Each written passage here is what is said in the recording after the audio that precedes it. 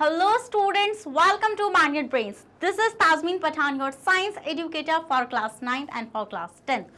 तो जैसे कि मैंने आपको अभी बताया कि मैं आप लोगों को पढ़ाने वाली हूँ क्लास 9th और क्लास 10th की science full complete detailed course के साथ, जिसमें आपको मिलने वाले हैं डेली प्रैक्टिस पेपर्स। और स्टूडेंट्स, अगर आप लोग आते हैं सीबीएसई बोर्ड से तो हम आपको प्रोवाइड कराते हैं 6 केजी से लेके क्लास 12 तक की फ्री ऑफ कॉस्ट क्लासेस। और अगर आप लोग स्टेट बोर्ड से आते हैं जैसे कि MP board, UP board, Bihar board, Delhi board and Rajasthan board, तो हम आपको प्रोवाइड कराते हैं 6 से लेके क्लास 12 तक की फ्री ऑफ कॉस्ट क्लासेस। और अगर आपको e books and e notes चाहिए, उसका लिंक आपको हमारे डिस्क्रिप्शन बॉक्स में मिल जाएगा, तो आप जाकर उसको वहां से अवेल कर सकते हैं। सो भाई, विदाउट एनी फर्दर डिले शुरू करते हैं आज का धमाकेदार सेशन, जिसके अंदर हम लोग डिस्कस करने जा रहे हैं the fundamental unit of life का वन शॉट का पार्ट 1।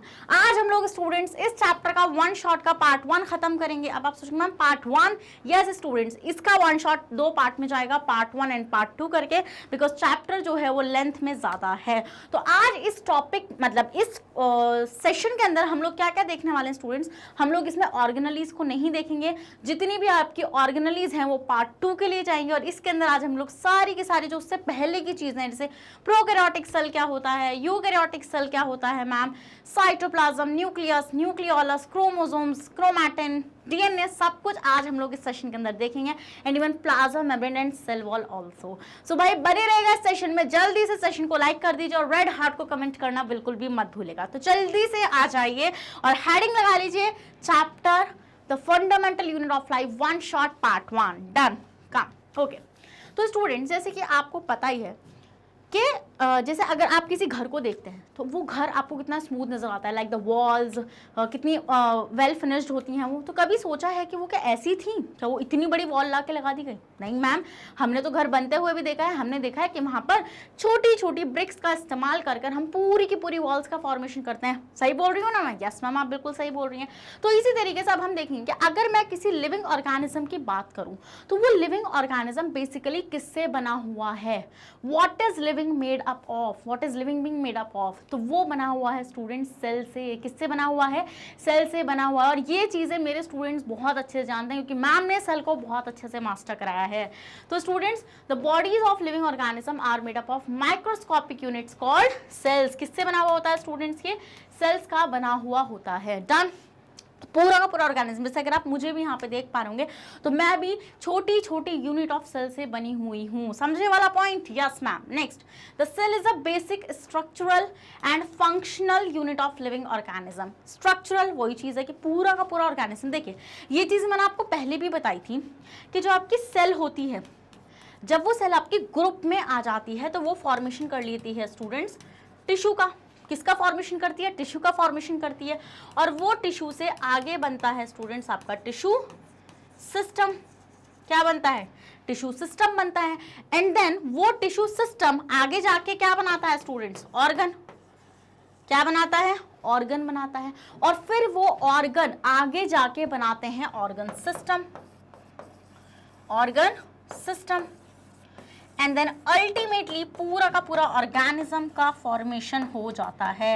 क्या हो जाता है स्टूडेंट्स? पूरे के पूरे ऑर्गेनिज्म का फॉर्मेशन हो जाता है। तो इस तरीके से मैम हमने देखा, अब ये ऑर्गेनिज्म कुछ भी हो सकता है, जैसे कि मैं एक ऑर्गेनिज्म हूँ, ह्यूमन बीइंग एक ऑर्गेनिज्म होता है, कैट, लॉयन, डॉग, ये सारे के सारे ऑर्गेनिज्म है। तो बेसिकली हम लोग बने कहाँ से, मतलब इस चीज का फॉर्मेशन हुआ, बट वो हुआ कहाँ से मैम? वो हुआ सेल से। कहाँ से हुआ स्टूडेंट्स? वो सेल से हुआ। तो इसलिए हम लोग सेल को स्ट्रक्चरल यूनिट बोलते हैं। डन, ये चीज समझ में आती है? Yes ma'am. नेक्स्ट आते हैं स्टूडेंट्स फंक्शनल। फंक्शनल यूनिट क्यों बोलते हैं? कि स्टूडेंट्स सेल जो होती है वो बहुत इंपॉर्टेंट फंक्शंस को भी परफॉर्म करती है। जैसे कि आप लोग जानते भी होंगे कि सेल के अकॉर्डिंग हम लोग ऑर्गेनिज्म को 2 कैटेगरीज में डिवाइड कर पाते हैं। कौन सी हैं वो 2 कैटेगरीज? अगर हम लोग देखें तो वो 2 कैटेगरीज हैं आपकी स्टूडेंट्स। एक तो होगा आपका यूनिसेल्यूलर और एक होगा स्टूडेंट्स आपका मल्टी सेल्यूलर। यूनिसेल्यूलर है, मल्टी सेल्यूलर। अब यूनिसेल्यूलर का मतलब क्या होता है मैम? यूनि का मतलब होता है स्टूडेंट्स सिंगल। क्या मतलब होता है?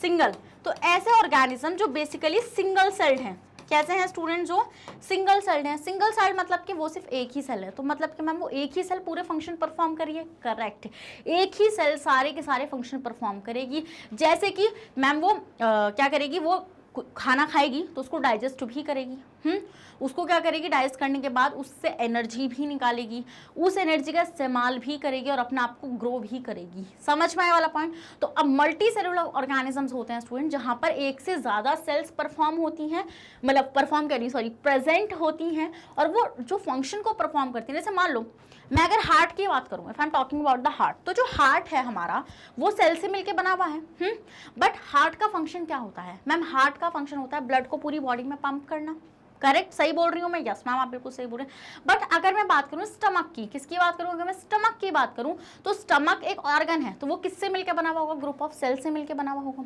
मानते हो मेरी इस बात को। बट उसका फंक्शन क्या होता है, डाइजेशन करना।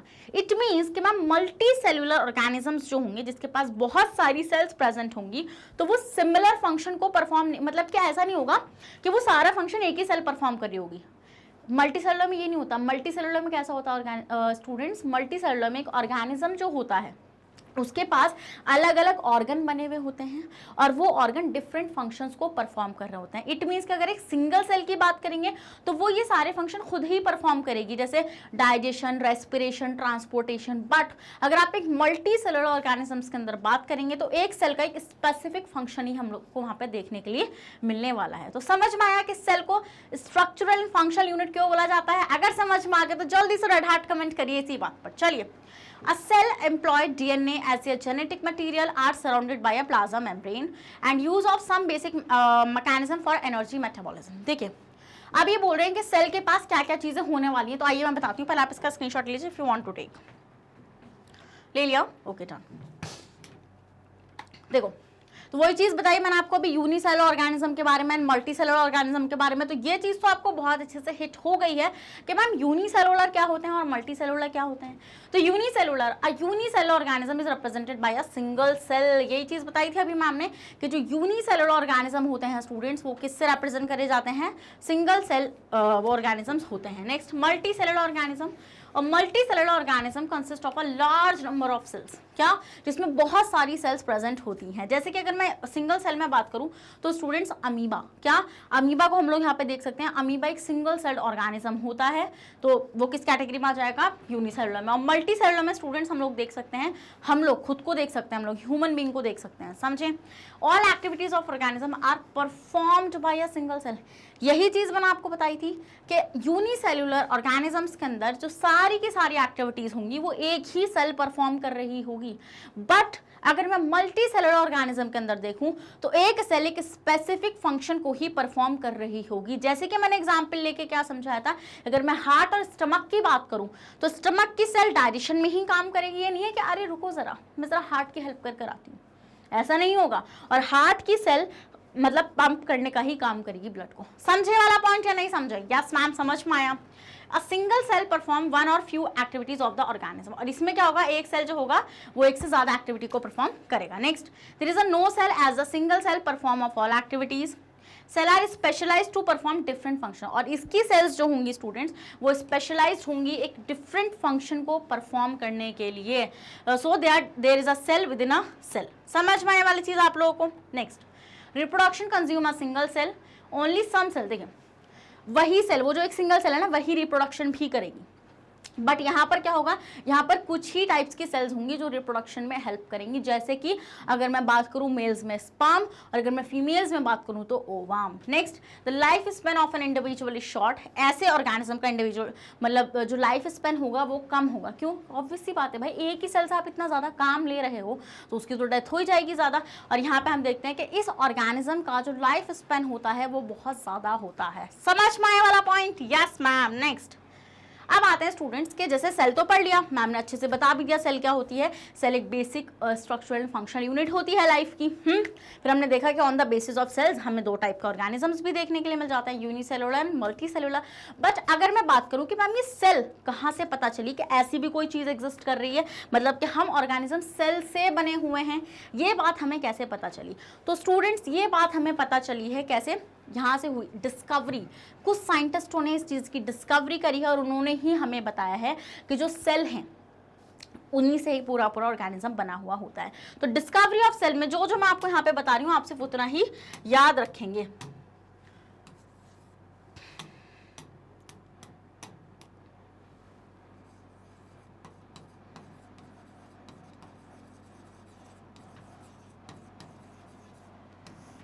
डिस्कवरी ऑफ सेल, तो स्टूडेंट सबसे पहले एक साइंटिस्ट आए थे, उनका नाम था Robert Hooke.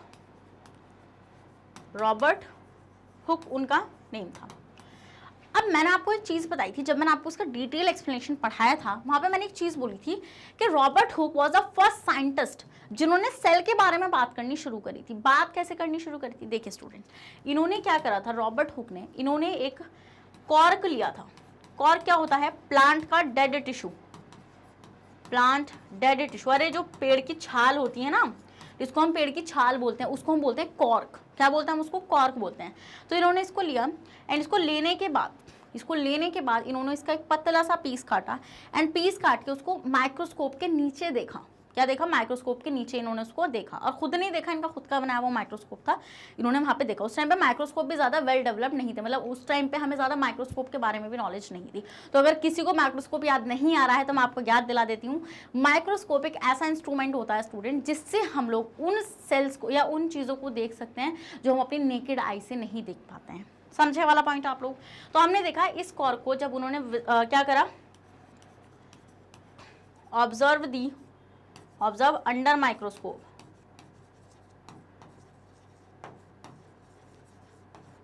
Observe under microscope. तो इन्होंने क्या चीज़ ऑब्जर्व करी, इन्होंने ये चीज़ ऑब्जर्व करी स्टूडेंट्स कि जो आपकी सेल्स थी, मतलब सेल्स नहीं, इनको एक ऐसा स्ट्रक्चर नजर आया, इनको एक ऐसा स्ट्रक्चर विजिबल हुआ। अब ये स्ट्रक्चर किसका था स्टूडेंट्स, ये स्ट्रक्चर था ऐसे, इन्हें एक स्ट्रक्चर नजर आया। तो देखो ये स्ट्रक्चर आपको ऐसा नहीं विजिबल होता जैसे ततैनों का या फिर मधुमक्खियों का छत्ता होता है, हनी कॉम्ब हम जिसको बोलते हैं, करेक्ट। तो इन्होंने बोला कि भाई देयर इज अ स्ट्रक्चर, ये हमें एक हनी कॉम्ब जैसा स्ट्रक्चर नजर आ रहा है।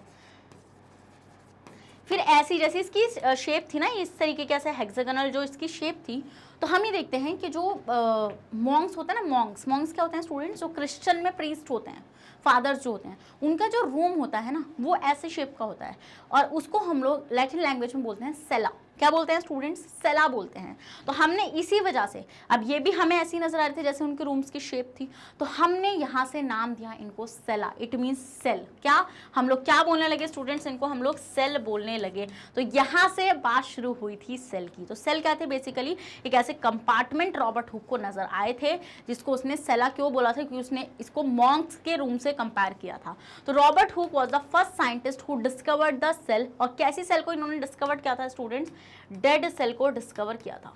किसको, डेड सेल को इन्होंने डिस्कवर किया था, क्योंकि लिविंग सेल को इन्होंने डिस्कवर नहीं किया था।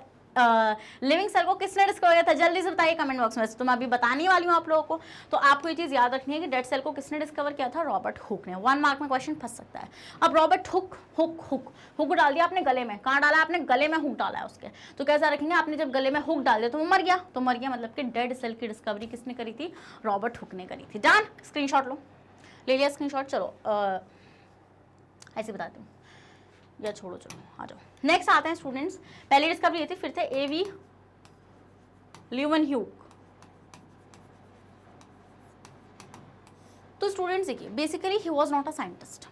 अब आप बोलेंगे मैम साइंटिस्ट नहीं थे, करेक्ट, ये कोई साइंटिस्ट नहीं था, ये एक शॉपकीपर थे, जिनकी लेंसेज वगैरह, ग्लासेस वगैरह, इन सब की शॉप थी। तो इन्होंने एक माइक्रोस्कोप को डिस्कवर, मतलब बनाया था खुद से। तो ये बड़े क्यूरियस थे कि भाई इस माइक्रोस्कोप के नीचे मैं क्या क्या चीज़ें देख सकता हूँ। तो इन्होंने बहुत सारी चीज़ें देखी। इन्होंने क्या करा, ये गए तालाब में, पॉन्ड में गए और पॉन्ड से वाटर लिया, इन्होंने उस वाटर को अंदर विजिबल करा।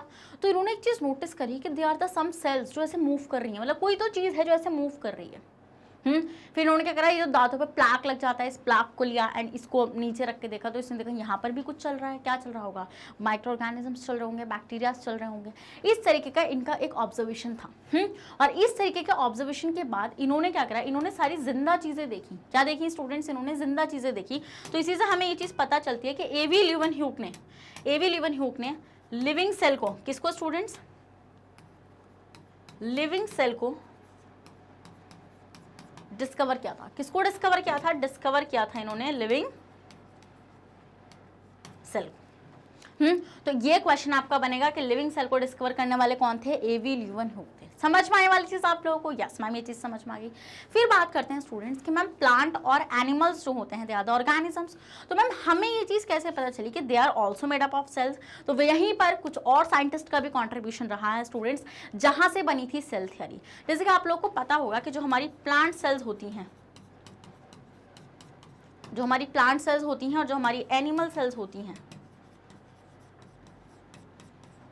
मतलब ये बात किसने बोली थी कि एनिमल्स भी सेल के बने हुए हैं और प्लांट्स भी? देखिए स्टूडेंट्स, दो साइंटिस्ट थे, एक का नाम था थियोडोर श्वान और एक का नाम था मैथियास शेल्डिन। क्या नाम था? मैथियास शेल्डिन।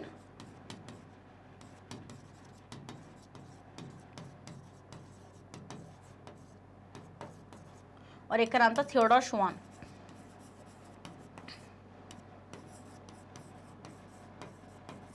तो स्टूडेंट्स देखिए, थियोडोर श्वान ने एनिमल सेल की डिस्कवरी करी थी और मैथियास शेल्डिन ने प्लांट सेल की डिस्कवरी करी थी। ये कैसे याद रखना है, मैंने याद रखने का एक तरीका भी बताया था। मेथी, मेथी क्या है? मेथी एक सब्जी है और सब्जी मतलब एक प्लांट है, तो इट मीन्स कि मैथियास शेल्डिन ने प्लांट सेल की डिस्कवरी करी थी। और जो थियोडोर श्वान है हमारे, श्वान, श्वान से याद रखो स्वान। स्वान कौन होता है? बर्ड होता है। तो बर्ड इज बेसिकली एक एनिमल ही तो है ना वो, तो मतलब कि मैम उसकी डिस्कवरी किसने करी थी? थियोडोर श्वान ने करी थी। समझ में आने वाली चीज आप लोगों को? Yes ma'am. फिर स्टूडेंट्स इन दोनों साइंटिस्टों ने मिलके क्या करा, इन दोनों ने मिलके सेल थियरी दी। क्या दी इन्होंने? सेल थियरी दी। और उस सेल थियरी के अंदर इनके दो रिमार्केबल पॉइंट्स रहे। वो पॉइंट्स क्या थे स्टूडेंट्स? वो पॉइंट्स ये थे कि all animals and plants made up of cells. किसके बने हुए हैं स्टूडेंट्स? सेल्स के बने हुए होते हैं सारे के सारे एनिमल्स एंड प्लांट्स। ये बात इन दोनों का स्टेटमेंट था, बट सेल थ्योरी यहां से पूरी तरीके से नहीं बनी। सेल थ्योरी को मॉडिफाई किया एक साइंटिस्ट ने जिनका नाम था रुडोल्फ वर्चो। क्या नाम था स्टूडेंट्स? रुडोल्फ वर्चो एक साइंटिस्ट थे जिन्होंने क्या करा, सेल थ्योरी को मॉडिफाई किया। अब मॉडिफाई किस तरीके से किया देखिए, इन्होंने ये तो बताया दोनों ने कि एनिमल और प्लांट्स जो है वो सेल्स के बने हुए हैं, बट ये नहीं बता पाए कि जो एनिमल और प्लांट जो सेल्स हैं जिनके बारे में ये बातें कर रहे हैं, वो सेल्स बेसिकली आई कहां से हैं। अगर मान लो आपसे पूछूं, जैसे कि मान लो अभी मैं कोई भी एक ऑर्गेनिज्म आपके सामने रखूं, मैं बोलूं कि ये ऑर्गेनिज्म कहां से आया, तो आप बोलेंगे मैम इस ऑर्गेनिज्म का जन्म जो इसका प्रीवियस ऑर्गेनिज्म होगा, मतलब जो इसके पेरेंट होंगे उन्होंने ही इसको जन्म दिया है, करेक्ट। बट ये बात, ये जो प्रीवियस ऑर्गेनिज्म वाली बात थी, ये दोनों नहीं बता पाए थे, तो उसी को बताया था रुडोल्फ वर्चो ने। रुडोल्फ वर्चो का स्टेटमेंट क्या रहा था? ओमनिस सेल्यूला, उनका स्टेटमेंट था, रुडोल्फ वर्चो का स्टेटमेंट था स्टूडेंट्स, ओमनिस सेल्यूला ई सेल्यूला, ई सेल्यूला।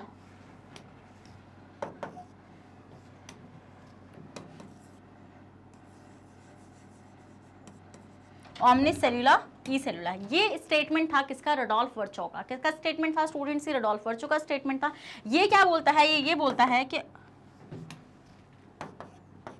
जो एग्जिस्टिंग सेल होती है, जो एग्जिस्टिंग सेल होती है स्टूडेंट्स, वो किससे मिलके बनती है, मतलब किससे फॉर्म होती है? प्री एग्जिस्टिंग सेल से। तो the new cells arises from pre existing cell, from pre existing cells. मतलब कि जो न्यू सेल्स का फॉर्मेशन होता है स्टूडेंट्स, वो किससे होता है? वो प्री एग्जिस्टिंग सेल्स से होता है। समझ में आई वाली चीज आप लोगों को? तो ये थी सेल थ्योरी जो आपके एग्जाम में मिलने वाली है 101%। आई मेक श्योर मिलेगी ये पक्का। डन। फिर कुछ और साइंटिस्ट थे जिन्होंने कुछ और चीजों की डिस्कवरी करी, जैसे कि अगर मैं बताऊं आपको कि न्यूक्लियस की डिस्कवरी किसने करी थी? मैम न्यूक्लियस की डिस्कवरी करी थी रॉबर्ट ब्राउन ने। किसने करी थी? रॉबर्ट ब्राउन ने। तो ब्राउन कैसे याद रखेंगे? ब्राउन ऐसे याद रखेंगे कि सेल के अंदर आपको कोई ब्राउनी रखी हुई नजर आ रही है। ब्राउनी क्या है? वो है न्यूक्लियस। इससे आपको याद रहेगा कि न्यूक्लियस की डिस्कवरी ब्राउन ने करी थी। किसने करी थी? रॉबर्ट ब्राउन ने करी थी। समझ में आने वाला पॉइंट आप लोगों को? डन। स्क्रीनशॉट लो पहले, तो लो जरा स्क्रीनशॉट इसका। ले लिया? Okay done. चलिए अब हम यहाँ पे पढ़ लें एक बार जरा। देखिए, While studying a thin slice of cork, Robert Hooke saw the cork resembled the structure of honeycomb। ये चीज मैंने आपको बताई थी कि जिस टाइम पे रॉबर्ट हुक पढ़ रहे थे, किसको? मतलब के रॉबर्ट हुक किसको देख रहे थे? उस कॉर्क के स्ट्रक्चर को देख रहे थे। वो रिजेंबल कर रहा था हनीकॉम से, consisting of many little compartments, जिसमें छोटे छोटे कंपार्टमेंट्स उनको देखने के लिए मिल रहे थे। Cork is a substance which is obtained from the bark of a tree. मैंने आपको बताया कि जो पेड़ की छाल होती है उससे हमें कॉर्क मिल जाता है। This was in a year of 1665। ये 1665 की बात थी। ये भी बात 1600 की थी, और जो एवी लीवनह्यूक ने करी थी लिविंग सेल की डिस्कवरी, वो भी 1600 में ही हुई थी। When hook made this chance of discovery. Chance of discovery क्यों बोला? देखिए, बायोलॉजी में ना डिस्कवरीज भी अलग अलग तरीके से होती हैं। जैसे कि जो बायोलॉजी में डिस्कवरी होती हैं, जो बाई चांस होती हैं, उनको हम बोलते हैं सेरेंडिपिटी। क्या बोलते हैं? सेरेंडिपिटी। सेरेंडिपिटी जो डिस्कवरीज हैं वो बाई चांस हुई है, मतलब बेसिकली उन पर कोई काम चल नहीं रहा था, बट वो सडनली हो गई। और वो जो सडनली हुई है ना, जो सेरेंडिपिटीज हैं बायोलॉजी की, वो बहुत बड़ी, मतलब एक तरीके से हिस्ट्री बनी है बायो के अंदर, जिससे और भी ज़्यादा स्प्रेड हुई है साइंस, और भी ज़्यादा हमने अच्छे से चीज़ों को समझना शुरू किया था। जैसे कि आपको मैं एक बात बताऊँ, अलेक्जेंडर फ्लेमिंग ने जो डिस्कवरी करी थी ना एंटीबायोटिक की, वो भी एक सेरेंडिपिटी थी। वो भी एक सेरेंडिपिटी थी। पेनिसिलिन जो डिस्कवर हुई थी, मतलब वो भी बाई चांस हुआ था। उसका भी कुछ ऐसे डिस्कवर करने की प्लानिंग नहीं चल रही थी। तो ये भी बाई चांस डिस्कवरी है। इसमें हमने देखा था कि इन्होंने अपना ही जो माइक्रोस्कोप इन्होंने बनाया था, उस कॉर्क के नीचे, ये था इनका माइक्रोस्कोप बनाया हुआ, देख लो। ऐसा माइक्रोस्कोप थोड़ी होता है, बट ये उस टाइम का माइक्रोस्कोप था। समझे वाला पॉइंट आप लोग? तो हमने देखा कि Robert Hooke called these boxes cells. Robert Hooke ने इन बॉक्स को क्या बोला? सेल बोला। Cell in Latin means, Latin language में सेल को हम बोलते हैं लिटिल रूम्स, छोटे छोटे कमरे, और जो किसकी तरह रिजेंबल कर रहे थे? मॉन्क्स के रूम्स की तरह रिजेंबल कर रहे थे। Robert Hooke discovery was important because it indicates for the first time that living organism consisted of a number of smaller structures or unit. Robert Hooke की डिस्कवरी बहुत बड़ी इसलिए मानी जाती है क्योंकि इससे हमें आइडिया लगा कि लिविंग ऑर्गेनिज्म, मतलब जो ऑर्गेनिज्म है वो भी कहीं ना कहीं इन छोटी छोटी चीज़ों से मिलकर बन सकता है। Next, the word cell is right from the Latin word cellula which means a little room. वही चीज़ मैंने आपको बताया कि लैटिन लैंग्वेज में सेल्यूला हम बोलते हैं उसको, जिसको हम बोलते हैं little room. An English scientist Robert Hooke in 1665 discovered and named the cell while examining a thin slice of bottle cork under primitive microscope made by him। तो उन्होंने खुद नहीं बनाया था, इस तरीके का उन्होंने एक अरेंजमेंट देखा था। देखिए, आप देख पा रहे हैं, इसे मधुमक्खी का छत्ता नहीं होता है, हनी कॉम जिसको हम लोग बोलते हैं, तो इस तरीके का देखो, ऐसा छोटे छोटे कंपार्टमेंट्स इस तरीके हमें नजर आ रहे थे। इसको उन्होंने क्या बोला था स्टूडेंट? सेल्यूला बोला था। Done. Next, Hooke observed cork honeycombed or porous structure. Hooke found the porous structure of cork to resemble with monasteries. Monasteries मैंने आपको बताया जहां पर मॉन्क रहते हैं, and called the unit cell. He publish his work in a book Micrographia. इन्होंने अपने इस वर्क को माइक्रोग्राफिया नाम की बुक के अंदर पब्लिश भी किया था 1665 के अंदर। डन। समझ में आ गई वाली चीज आप लोगों को? फिर आते हैं स्टूडेंट्स नेक्स्ट साइंटिस्ट जिन्होंने काम किया था 1600 में, उन्होंने काम किया था 1665 में, और इन्होंने काम किया था 1674 में। तो एक साइंटिस्ट है, उसका नाम था स्टूडेंट एंटोन वॉन ल्यूवेनह्यूक। एवी ल्यूवेनह्यूक हम जिनको बोलते हैं। इनको कैसे याद रखो कि लिविंग सेल इन्होंने डिस्कवर करा था। स्टूडेंट्स, इनको याद रखने का सबसे सिंपल सा तरीका बताती हूँ। ल्यूवन से याद रखो लिविंग, क्या याद रखो? लिविंग। तो लिविंग से आपको याद आ जाएगा कि एवी ल्यूवेनह्यूक ने लिविंग सेल को डिस्कवर किया था। नेक्स्ट, डच माइक्रोस्कोप, ये डच के थे। Made an improved microscope. इन्होंने एक इम्प्रूव माइक्रोस्कोप का फॉर्मेशन किया। देखो, basically he was not a scientist, ये साइंटिस्ट थे नहीं। जैसे मैंने आपको बताया कि ये एक शॉपकीपर थे जिनका ये लेंसेज, माइक्रोस्कोप, ये वाला काम था। तो इन्होंने अपने खुद से एक माइक्रोस्कोप बनाया था। And using this microscope he discovered the free living cell in a pond water for the first time. और इसी के थ्रू इन्होंने एक लिविंग सेल को ढूंढा था पॉन्ड वाटर में, क्योंकि मैंने बताया ना आपको, ये पागल हो गया था कि भैया ये भी देख लूंगा, ये भी देख लूंगा। ये इस तरीके से ये पॉन्ड में गया, वहाँ से पानी उठा के लाया। इसने देखा, अरे भैया ये तो कुछ लिविंग सेल नजर आ रही है चलती हुई। फिर इसने क्या करा? प्लाक उतारा, उसको देखा। इस तरीके से बहुत सारी चीज़ों को डिस्कवर कर रहा था। In 1678 he discovered sperm. इसने स्पर्म तक देख लिया था and identified the sperm cell of human, dogs, rabbits, frogs, fish and insect. तो इसी के थ्रू हमें सारी की सारी लिविंग सेल्स का पता चला है। और ये जो है ये इसका बनाया हुआ माइक्रोस्कोप था जिसके थ्रू इसने चीज़ों को देखा था। समझे वाला पॉइंट? आगे बढ़ जाऊँ? यस मैम, आगे बढ़ जाइए। नेक्स्ट, फिर कुछ और साइंटिस्ट थे जैसे कि रॉबर्ट ब्राउन जो थे, उन्होंने न्यूक्लियस की डिस्कवरी करी थी स्टूडेंट्स। फिर एक पुरकिंजे नाम के साइंटिस्ट थे, उन्होंने प्रोटोप्लाज्म की डिस्कवरी करी थी। प्रोटोप्लाज्म क्या होता है जल्दी से बताइए? प्रोटोप्लाज्म होता है स्टूडेंट, जैसे ये सेल है तो सेल के अंदर ये न्यूक्लियस है। क्या है? ये सेल के अंदर न्यूक्लियस है। तो हम ये देखते हैं सेल के अंदर भी कुछ लिक्विड भरा हुआ होता है और न्यूक्लियस के अंदर भी कुछ लिक्विड भरा हुआ होता है। तो जो न्यूक्लियस के अंदर होता है उसको हम बोलते हैं न्यूक्लियोप्लाज्म, और जो सेल के अंदर भरा हुआ होता है उसको हम बोलते हैं साइटोप्लाज्म। और इन दोनों को मिलाकर हम लोग क्या बोलते हैं स्टूडेंट्स? प्रोटोप्लाज्म। क्या बोलते हैं हम दोनों? हम इन दोनों को मिलाकर प्रोटोप्लाज्म। समझे वाला पॉइंट? यस मैम समझ गए हम ये वाला पॉइंट। देखिए नेक्स्ट आते हैं हेकल। हेकल नाम के एक साइंटिस्ट है students. Establish that nucleus was responsible for storing and transmitting heredity characters. इन्होंने ये बताया था जैसे न्यूक्लियस की डिस्कवरी रॉबर्ट ब्राउन ने करी थी, बट इन्होंने बेसिकली न्यूक्लियस का बारे में बताया था कि न्यूक्लियस कर क्या रहा है। न्यूक्लियस इधर से मतलब जो मम्मी पापा की इंफॉर्मेशन है वो न्यूक्लियस के पास है, और वो कहाँ पर जाती है स्टूडेंट्स, वो जाती है आगे फर्दर बच्चों में। डन, न्यूक्लियस के थ्रू आगे बढ़ जाऊँ? Okay ma'am. नेक्स्ट आते हैं स्टूडेंट्स कि इन 1838 अब बात शुरू होगी 1800 की। अब 1600 की बात चली थी, अब बात शुरू हो जाएगी 1800 की। तो 1838 में स्टूडेंट्स एक साइंटिस्ट थे जिनका नाम था जैकब मैथियास शिल्डेन। पूरा नाम क्या था उनका? Jacob Matthias Schleiden, a German botanist. ये एक जर्मन बॉटनिस्ट थे। First propose the idea that all plants consist of a cell. इन्होंने ही बताया था कि सारे के सारे प्लांट्स जो होते हैं वो किसके बने हुए होते हैं स्टूडेंट्स? सेल के बने हुए होते हैं। ईयर लेटर इन 1839, और एक साल बाद ही एक साइंटिस्ट थे थोड़ा श्वान, अ जर्मन zoologist, ये जर्मन zoologist थे, independently asserted that all animals and plants are made up of cell. देखिए ये पता बहुत चालाक आदमी था। ये जैकब से मिला एंड बात हुई इन लोगों में, तो जैकब ने इसको बताया कि मैं एक ऐसी डिस्कवरी कर रहा हूँ जहाँ पर मैंने ये चीज़ नोटिस करी है कि प्लांट्स जो होते हैं वो सेल्स के बने हुए होते हैं। इसने ये सब चीज़ें सुनी।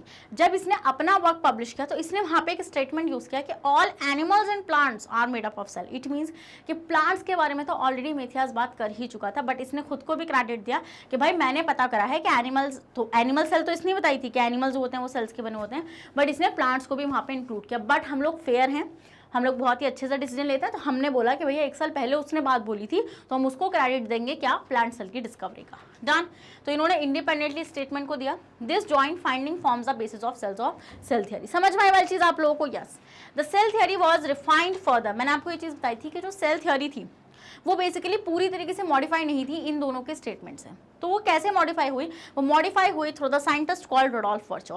रुडोल्फ वर्चो ने एक स्टेटमेंट दिया। क्या स्टेटमेंट था वो? ओमनिस सेल्यूला ई सेल्यूला। क्या स्टेटमेंट था?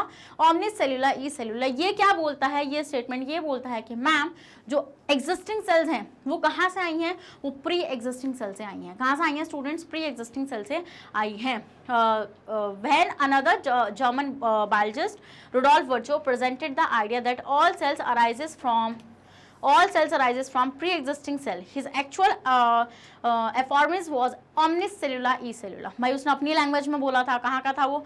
जर्मनी लैंग्वेज में उसने इस चीज़ को बोला था, बट हमें तो इंग्लिश आती है तो हमने उस चीज़ को इंग्लिश में पढ़ा। नेक्स्ट, दस द सेल थियरी कंप्राइजेस। तो अब सेल थियरी क्या बोलती है? सेल थियरी में अगर तुमने 2 पॉइंट डाल दिए, मैं गारंटी देती हूँ तुम्हारे मार्क्स कहीं नहीं जाएंगे। तो all organism are composed of cell and cell products. आपको ये चीज़ अच्छे से पता है कि सारे के सारे ऑर्गेनिजम्स जो होते हैं स्टूडेंट्स वो किसके बने हुए होते हैं? वो बने हुए होते हैं सेल्स के। किसके बने हुए होते हैं? सेल्स के। और उसके सारे प्रोडक्ट भी सेल्स ही बनाती हैं। All metabolic reaction takes place in cells. जितनी भी मेटाबॉलिक रिएक्शंस क्या होती हैं स्टूडेंट्स? मेटाबॉलिक रिएक्शन होती हैं chemical reaction occurring inside the body या इनसाइड द सेल। जितनी भी केमिकल रिएक्शन स्टूडेंट्स कहाँ पर चल रही होती हैं? सेल्स के अंदर चल रही होती हैं, वो क्या कहलाती हैं? आपकी मेटाबॉलिक रिएक्शंस कहलाती हैं। The cells are structure and function unit of life. और ये चीज़ मैंने आपको अभी अच्छे से बताई है कि जो सेल्स होती हैं स्टूडेंट्स वो आपकी फंक्शन एंड स्ट्रक्चरल यूनिट होती हैं लाइफ की। तो समझ में आया आप लोगों को? ये चीज़ मैंने अभी आपको पीछे दिखाई थी। Next, all cells arises from pre existing cell. ये स्टेटमेंट किसका था? ये स्टेटमेंट था रुडोल्फ वर्चो का। किसका स्टेटमेंट था स्टूडेंट्स? ये रुडोल्फ वर्चो का स्टेटमेंट था, जिसने क्या चीज़ बोली थी कि जितनी भी सेल्स हैं वो कहाँ से आई हैं? वो प्री एग्जिस्टिंग सेल से ही आई हैं। समझे वाला पॉइंट आप लोग? Yes ma'am. No cell can originate spontaneously. कोई भी सेल ऐसे नहीं बनी अचानक से। देखो कुछ ऐसी स्पॉन्टेनियस थियरीज हैं, जब आप क्लास 12th में जाएंगे और अगर आप बायोलॉजी लेते हैं तो हम वहाँ पे एक चीज़ नोटिस करेंगे स्टूडेंट्स कि वहाँ पर इवोल्यूशन नाम का एक चैप्टर होगा जहाँ पर लोगों ने इतनी चीज़ें बोली हैं कि जो लाइफ है वो ऐसी स्पॉन्टेनियस बन गई, अचानक से बन गई है। लाइक ऊपर से गॉड आए हैं, उन्होंने ऐसे कुछ तथास्तु किया है, लाइफ ऐसी ऑरिजिनेट हो गई है, एज इट इज़ बन गई है। कुछ लोग बोलते हैं कि भाई लाइफ जो है वो नॉन लिविंग चीज़ों से बनी हुई है, जैसे कि रेत है। एक वो तुम पढ़ोगे वहाँ पे कि एक नदी है और उसके रेत पे जब धूप पड़ती है तो मगरमच्छ आ जाते हैं, बट वो ये नहीं जानते कि भाई जब धूप निकलती है तो मगरमच्छ अपना आपको सन बास्किंग करने के लिए आते हैं, but they don't know. But उनकी थ्योरीज ऐसी हैं, वो बोलेंगे कि स्पॉन्टेनियस लाइफ आ गई है। तो इस तरीके की आप थ्योरीज को देखेंगे कि लोग आज भी उनको मानते हैं। नेक्स्ट, ऑर्डिनोवो but comes into being only by division of already existing cell. मतलब कि अगर ये कोई सेल्स है, ये कोई सेल थी, इससे आगे फर्दर 2 सेल्स बनी हुई होंगी। ये नहीं है कि ये 2 सेल कहीं से भी आ गई, स्पॉन्टेनियस क्रिएशन नहीं है ये एक ऑलरेडी मतलब कि प्री एग्जिस्टिंग सेल है, उसने ही इसको बनाया है। Every organism start its life as a single cell, viruses are exception of this theory. देखिए वायरसेस की तो औकात खराब कर रखी है साइंटिस्टों ने। क्यों? अब देखिए क्यों कर रखी है, क्योंकि हम लोग वायरस को सेल मानते ही नहीं है। वायरस जो है वो बाउंड्री पे है ऑन द सेल, मतलब कि वायरस ना बेसिकली एक लिविंग और नॉन लिविंग की बाउंड्री पे है। सेल तो छोड़ो, उसको तो हमने कंसिडर भी नहीं कर रखा। क्यों? क्योंकि वायरस है क्या? वायरस कुछ भी नहीं है स्टूडेंट्स। न्यूक्लिक एसिड लो और उसके ऊपर प्रोटीन लपेट दो, वो वायरस है। अब बेसिकली वायरस के पास खुद की मशीनरी नहीं है प्रोटीन सिंथेसिस करने के लिए। अब अगर वो प्रोटीन सिंथेसिस नहीं कर पा रहा है तो वो आगे कोई भी फंक्शन परफॉर्म नहीं कर पाएगा। तो इट मीन्स कि वो अपना उस प्रोटीन, मान लो उसे बेबी अपने बच्चे पैदा करने हैं, कोई वायरस है, मान लो जैसे वायरस है, ऐसे एक वायरस होता है बैक्टीरियोफाज, ये एक वायरस है। अब मान लो इस वायरस को आगे 2 बेबी वायरस बनाने हैं, मान लो ये ऐसे बन गया, मान लो इस वाले ने बना दिए 2 बेबी वायरसेस। तो अब प्रॉब्लम क्या होगी? प्रॉब्लम ये होगी स्टूडेंट्स, प्रॉब्लम ये होने वाली है यहाँ पे कि ये एक वायरस था, इसने 2 बेबी वायरसेस बनाए, तो ये खुद से नहीं कर सकता है क्या? मैं ऐसे नहीं, जैसे हम लोग कर लेते हैं या कोई हमारी सेल कर लेती है कि एक सेल से 2 सेल्स बना ली, ये ऐसा नहीं कर पाती। ये पता है क्या करता है? इसके बाद मशीनरी नहीं है। देखो ये सब कुछ करने के लिए ना पहली बात तो इसको प्रोटीन सिंथेसिस करना पड़ेगा, क्योंकि आपको ये चीज़ अच्छे से पता है कि अगर सेल को डिवाइड करना है तो वो भर भर के प्रोटीन बनाएगी, फॉर ऑब्वियस, क्योंकि उसको आगे सारी 2 सेल्स में वो चीज़ें बांटनी है। तो इसके पास प्रोटीन बनाने की मशीनरी नहीं होती है, प्रोटीन सिंथेसिस करने के लिए मशीनरी नहीं होती। और कौन सी प्रोटीन सिंथेसिस की करने की मशीनरी? राइबोसोम्स। वायरसेस के पास राइबोसोम्स नहीं होते हैं, इसलिए ये लोग बाउंड्री पे जा चुके हैं लिविंग एंड नॉन लिविंग की। तो ये क्या करते हैं, किसी और लिविंग ऑर्गेनिज्म की बॉडी में घुसते हैं, वहां पर जाकर ये उसके राइबोसोम मतलब उसकी मशीनरी का इस्तेमाल करके अपने बेबी वायरसेस बनवाते हैं ना, अल्टीमेटली उसकी डेथ, मतलब उसको मार के निकल कर आ जाते हैं। समझे वाला पॉइंट आप लोग? तो इसलिए हम लोग वायरस को एक्सेप्शन में डाला है सेल थियरी के, बिकॉज हम लोग इनको सेल ही कंसिडर नहीं करते हैं। समझ में आने वाली चीज़ आप लोगों को? Yes ma'am. नेक्स्ट आते हैं स्टूडेंट्स, हम लोगों ने देख लिया कि सेल क्या है, सेल की डिस्कवरी क्या रही है। अब मैंने आपको बताया कि सेल की डिस्कवरी जो हुई है वो थ्रू द माइक्रोस्कोप हुई है ना, ऐसे तो हमें दिखे नहीं नेकेड आई से। तो there are the 2 type of microscope students. पहला होता है कंपाउंड माइक्रोस्कोप और एक होता है आपका इलेक्ट्रॉन माइक्रोस्कोप। कंपाउंड माइक्रोस्कोप को स्टूडेंट्स हम लोग लाइट माइक्रोस्कोप भी बोलते हैं, माइक्रोस्कोप भी हम लोग बोलते हैं। तो हम लोग इसमें देखते हैं कि हम लोग इसमें ग्लास लेंस का इस्तेमाल करते हैं, और यहाँ पर हम लोग इलेक्ट्रोमैग्नेट्स का इस्तेमाल करते हैं, मतलब इलेक्ट्रोमैग्नेटिक वेव्स का हम लोग यहाँ पे इस्तेमाल करते हैं। Use a beam of light, हम यहाँ पे सिंपल लाइट का इस्तेमाल करते हैं टू इल्यूमिनेट द ऑब्जेक्ट। मतलब मान लो अगर मेरे पास ये ऑब्जेक्ट है, दिस स्टाइलस जो मेरे हाथ में है, मान लो मुझे इसको माइक्रोस्कोप के नीचे देखना है, मैं बोलेंगे माइक्रोस्कोप के नीचे, अरे एज्यूम कर लो ना अभी थोड़ी देर के लिए, जब आप इस पर लाइट मारोगे, आप लाइट मारोगे तो आप लाइट सिंपल आप सोर्स यूज़ करोगे, सनलाइट यूज़ कर सकते हो, कोई सी भी लाइट आप यहाँ पे यूज़ कर सकते हो। बट इसमें बीम ऑफ इलेक्ट्रॉन, हम इसमें इलेक्ट्रॉन्स की बीम मारते हैं। क्या मारते हैं? इलेक्ट्रॉन्स की बीम मारते हैं, जिससे ऑब्जेक्ट चमके, और इसमें हम ऑब्जेक्ट को चमकाएंगे कैसे? सिंपल लाइट के through. Next, internal vacuum is not required. Vacuum क्या होता है? ठीक है, आप बिल्कुल एयर को ख़त्म कर दीजिए, ये होता है वैक्यूम क्रिएट करना। इसमें हमें ज़रूरत नहीं होती, बट इसमें हमें ज़रूरत होती है, क्योंकि अगर इसमें हमने ज़रा सी भी एयर छोड़ी तो उसके पार्टिकल से इलेक्ट्रॉन टकराएंगे और इमेज ख़राब हो सकती है। समझे? फिर next, magnifies the object about 2000 times. इसमें आप इमेज को 2000 टाइम्स बड़ा कर सकते हैं, बट आप इसमें इमेज को 2 लाख टाइम्स बड़ा कर सकते हैं। कितना? बहुत ही ज़्यादा बड़ा कर सकते हैं, लाख पर टाइम्स, और यहाँ पे 1000 टाइम्स। तो भाई देख पा रहे हो आप, मैंने आपको एक चीज़ भी बताई थी कि जो हमारा राइबोसोम होता है, जो हमारा राइबोसोम होता है स्टूडेंट्स, वो कितना होता है? 25 नैनोमीटर का होता है। कितना होता है वो? 25 नैनोमीटर का होता है। तो अब ये जो 25 नैनोमीटर का राइबोसोम है, ये बेसिकली हमें इससे नहीं दिखता, क्योंकि ये देखता ही 200 नैनोमीटर से ऊपर की चीज़ है, तो ये तो हमें वैसे भी नहीं नजर आने वाला। तो हम ये देखते हैं, इसको देखने के लिए इलेक्ट्रॉन माइक्रोस्कोप का इस्तेमाल किया जाता है। और इलेक्ट्रॉन माइक्रोस्कोप आपको यूजुअली लैब में नहीं देखने के लिए मिलते, क्योंकि वो बड़े बड़े रिसर्च फील्ड में यूज़ होते हैं, तो और बहुत ही ज़्यादा एक्सपेंसिव भी होते हैं, इनका सेटअप भी बहुत बड़ा होता है। हमारे जो नॉर्मली स्कूल्स में, कॉलेजेस में यूज़ होते हैं माइक्रोस्कोप, वो होते हैं आपके कंपाउंड और लाइट माइक्रोस्कोप। बस इन पॉइंट्स को आप लोग याद रखना, इस डिफरेंस को याद रखना। इफ इट इज काम तो आप इसको लिख कर आ सकते हैं। नेक्स्ट आते हैं स्टूडेंट्स, हम लोग देखेंगे कि मैम चलो ठीक है, हमने देख लिया, आपने बताया सेल क्या होती है, सेल की डिस्कवरी, स्कोप वगैरह। अब मैम ये क्वेश्चन बहुत ज़्यादा आता है कि prokaryotic cell and eukaryotic cell क्या होते हैं।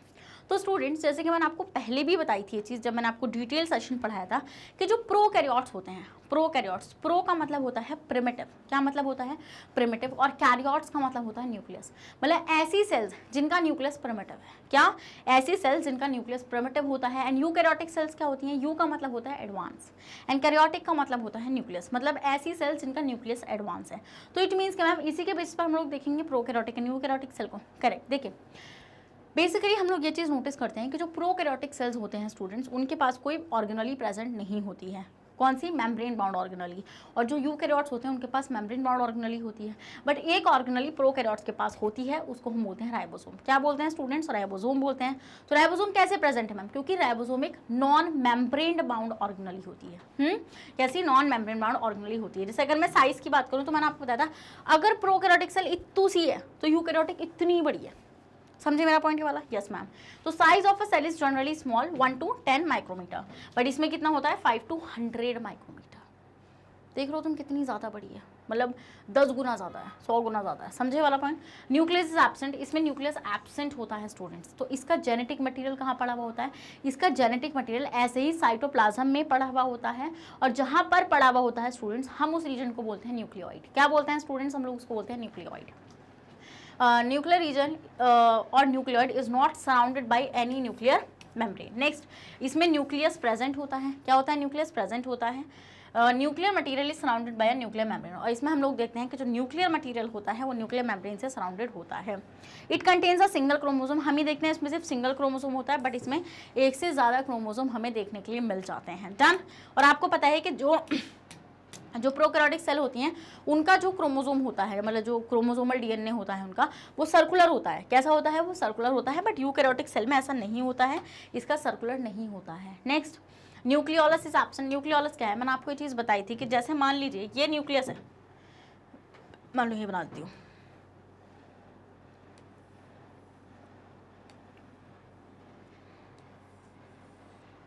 मान लो ये न्यूक्लियस है, मान लो क्या है ये न्यूक्लियस। तो हम ये देखते हैं स्टूडेंट्स कि यहाँ पर ना इसके अंदर, जैसे यहाँ पे ऐसे क्रोमैटिन वगैरह पड़ा हुआ होगा, हम ये देखते हैं यहाँ पे ना कहीं कहीं पर ऐसे डार्कली स्टेन्ड रीजन हमें देखने के लिए मिल जाता है। ऐसे कहीं कहीं पर हमें ऐसे डार्कली स्टेन्ड रीजन मिलता है देखने के लिए।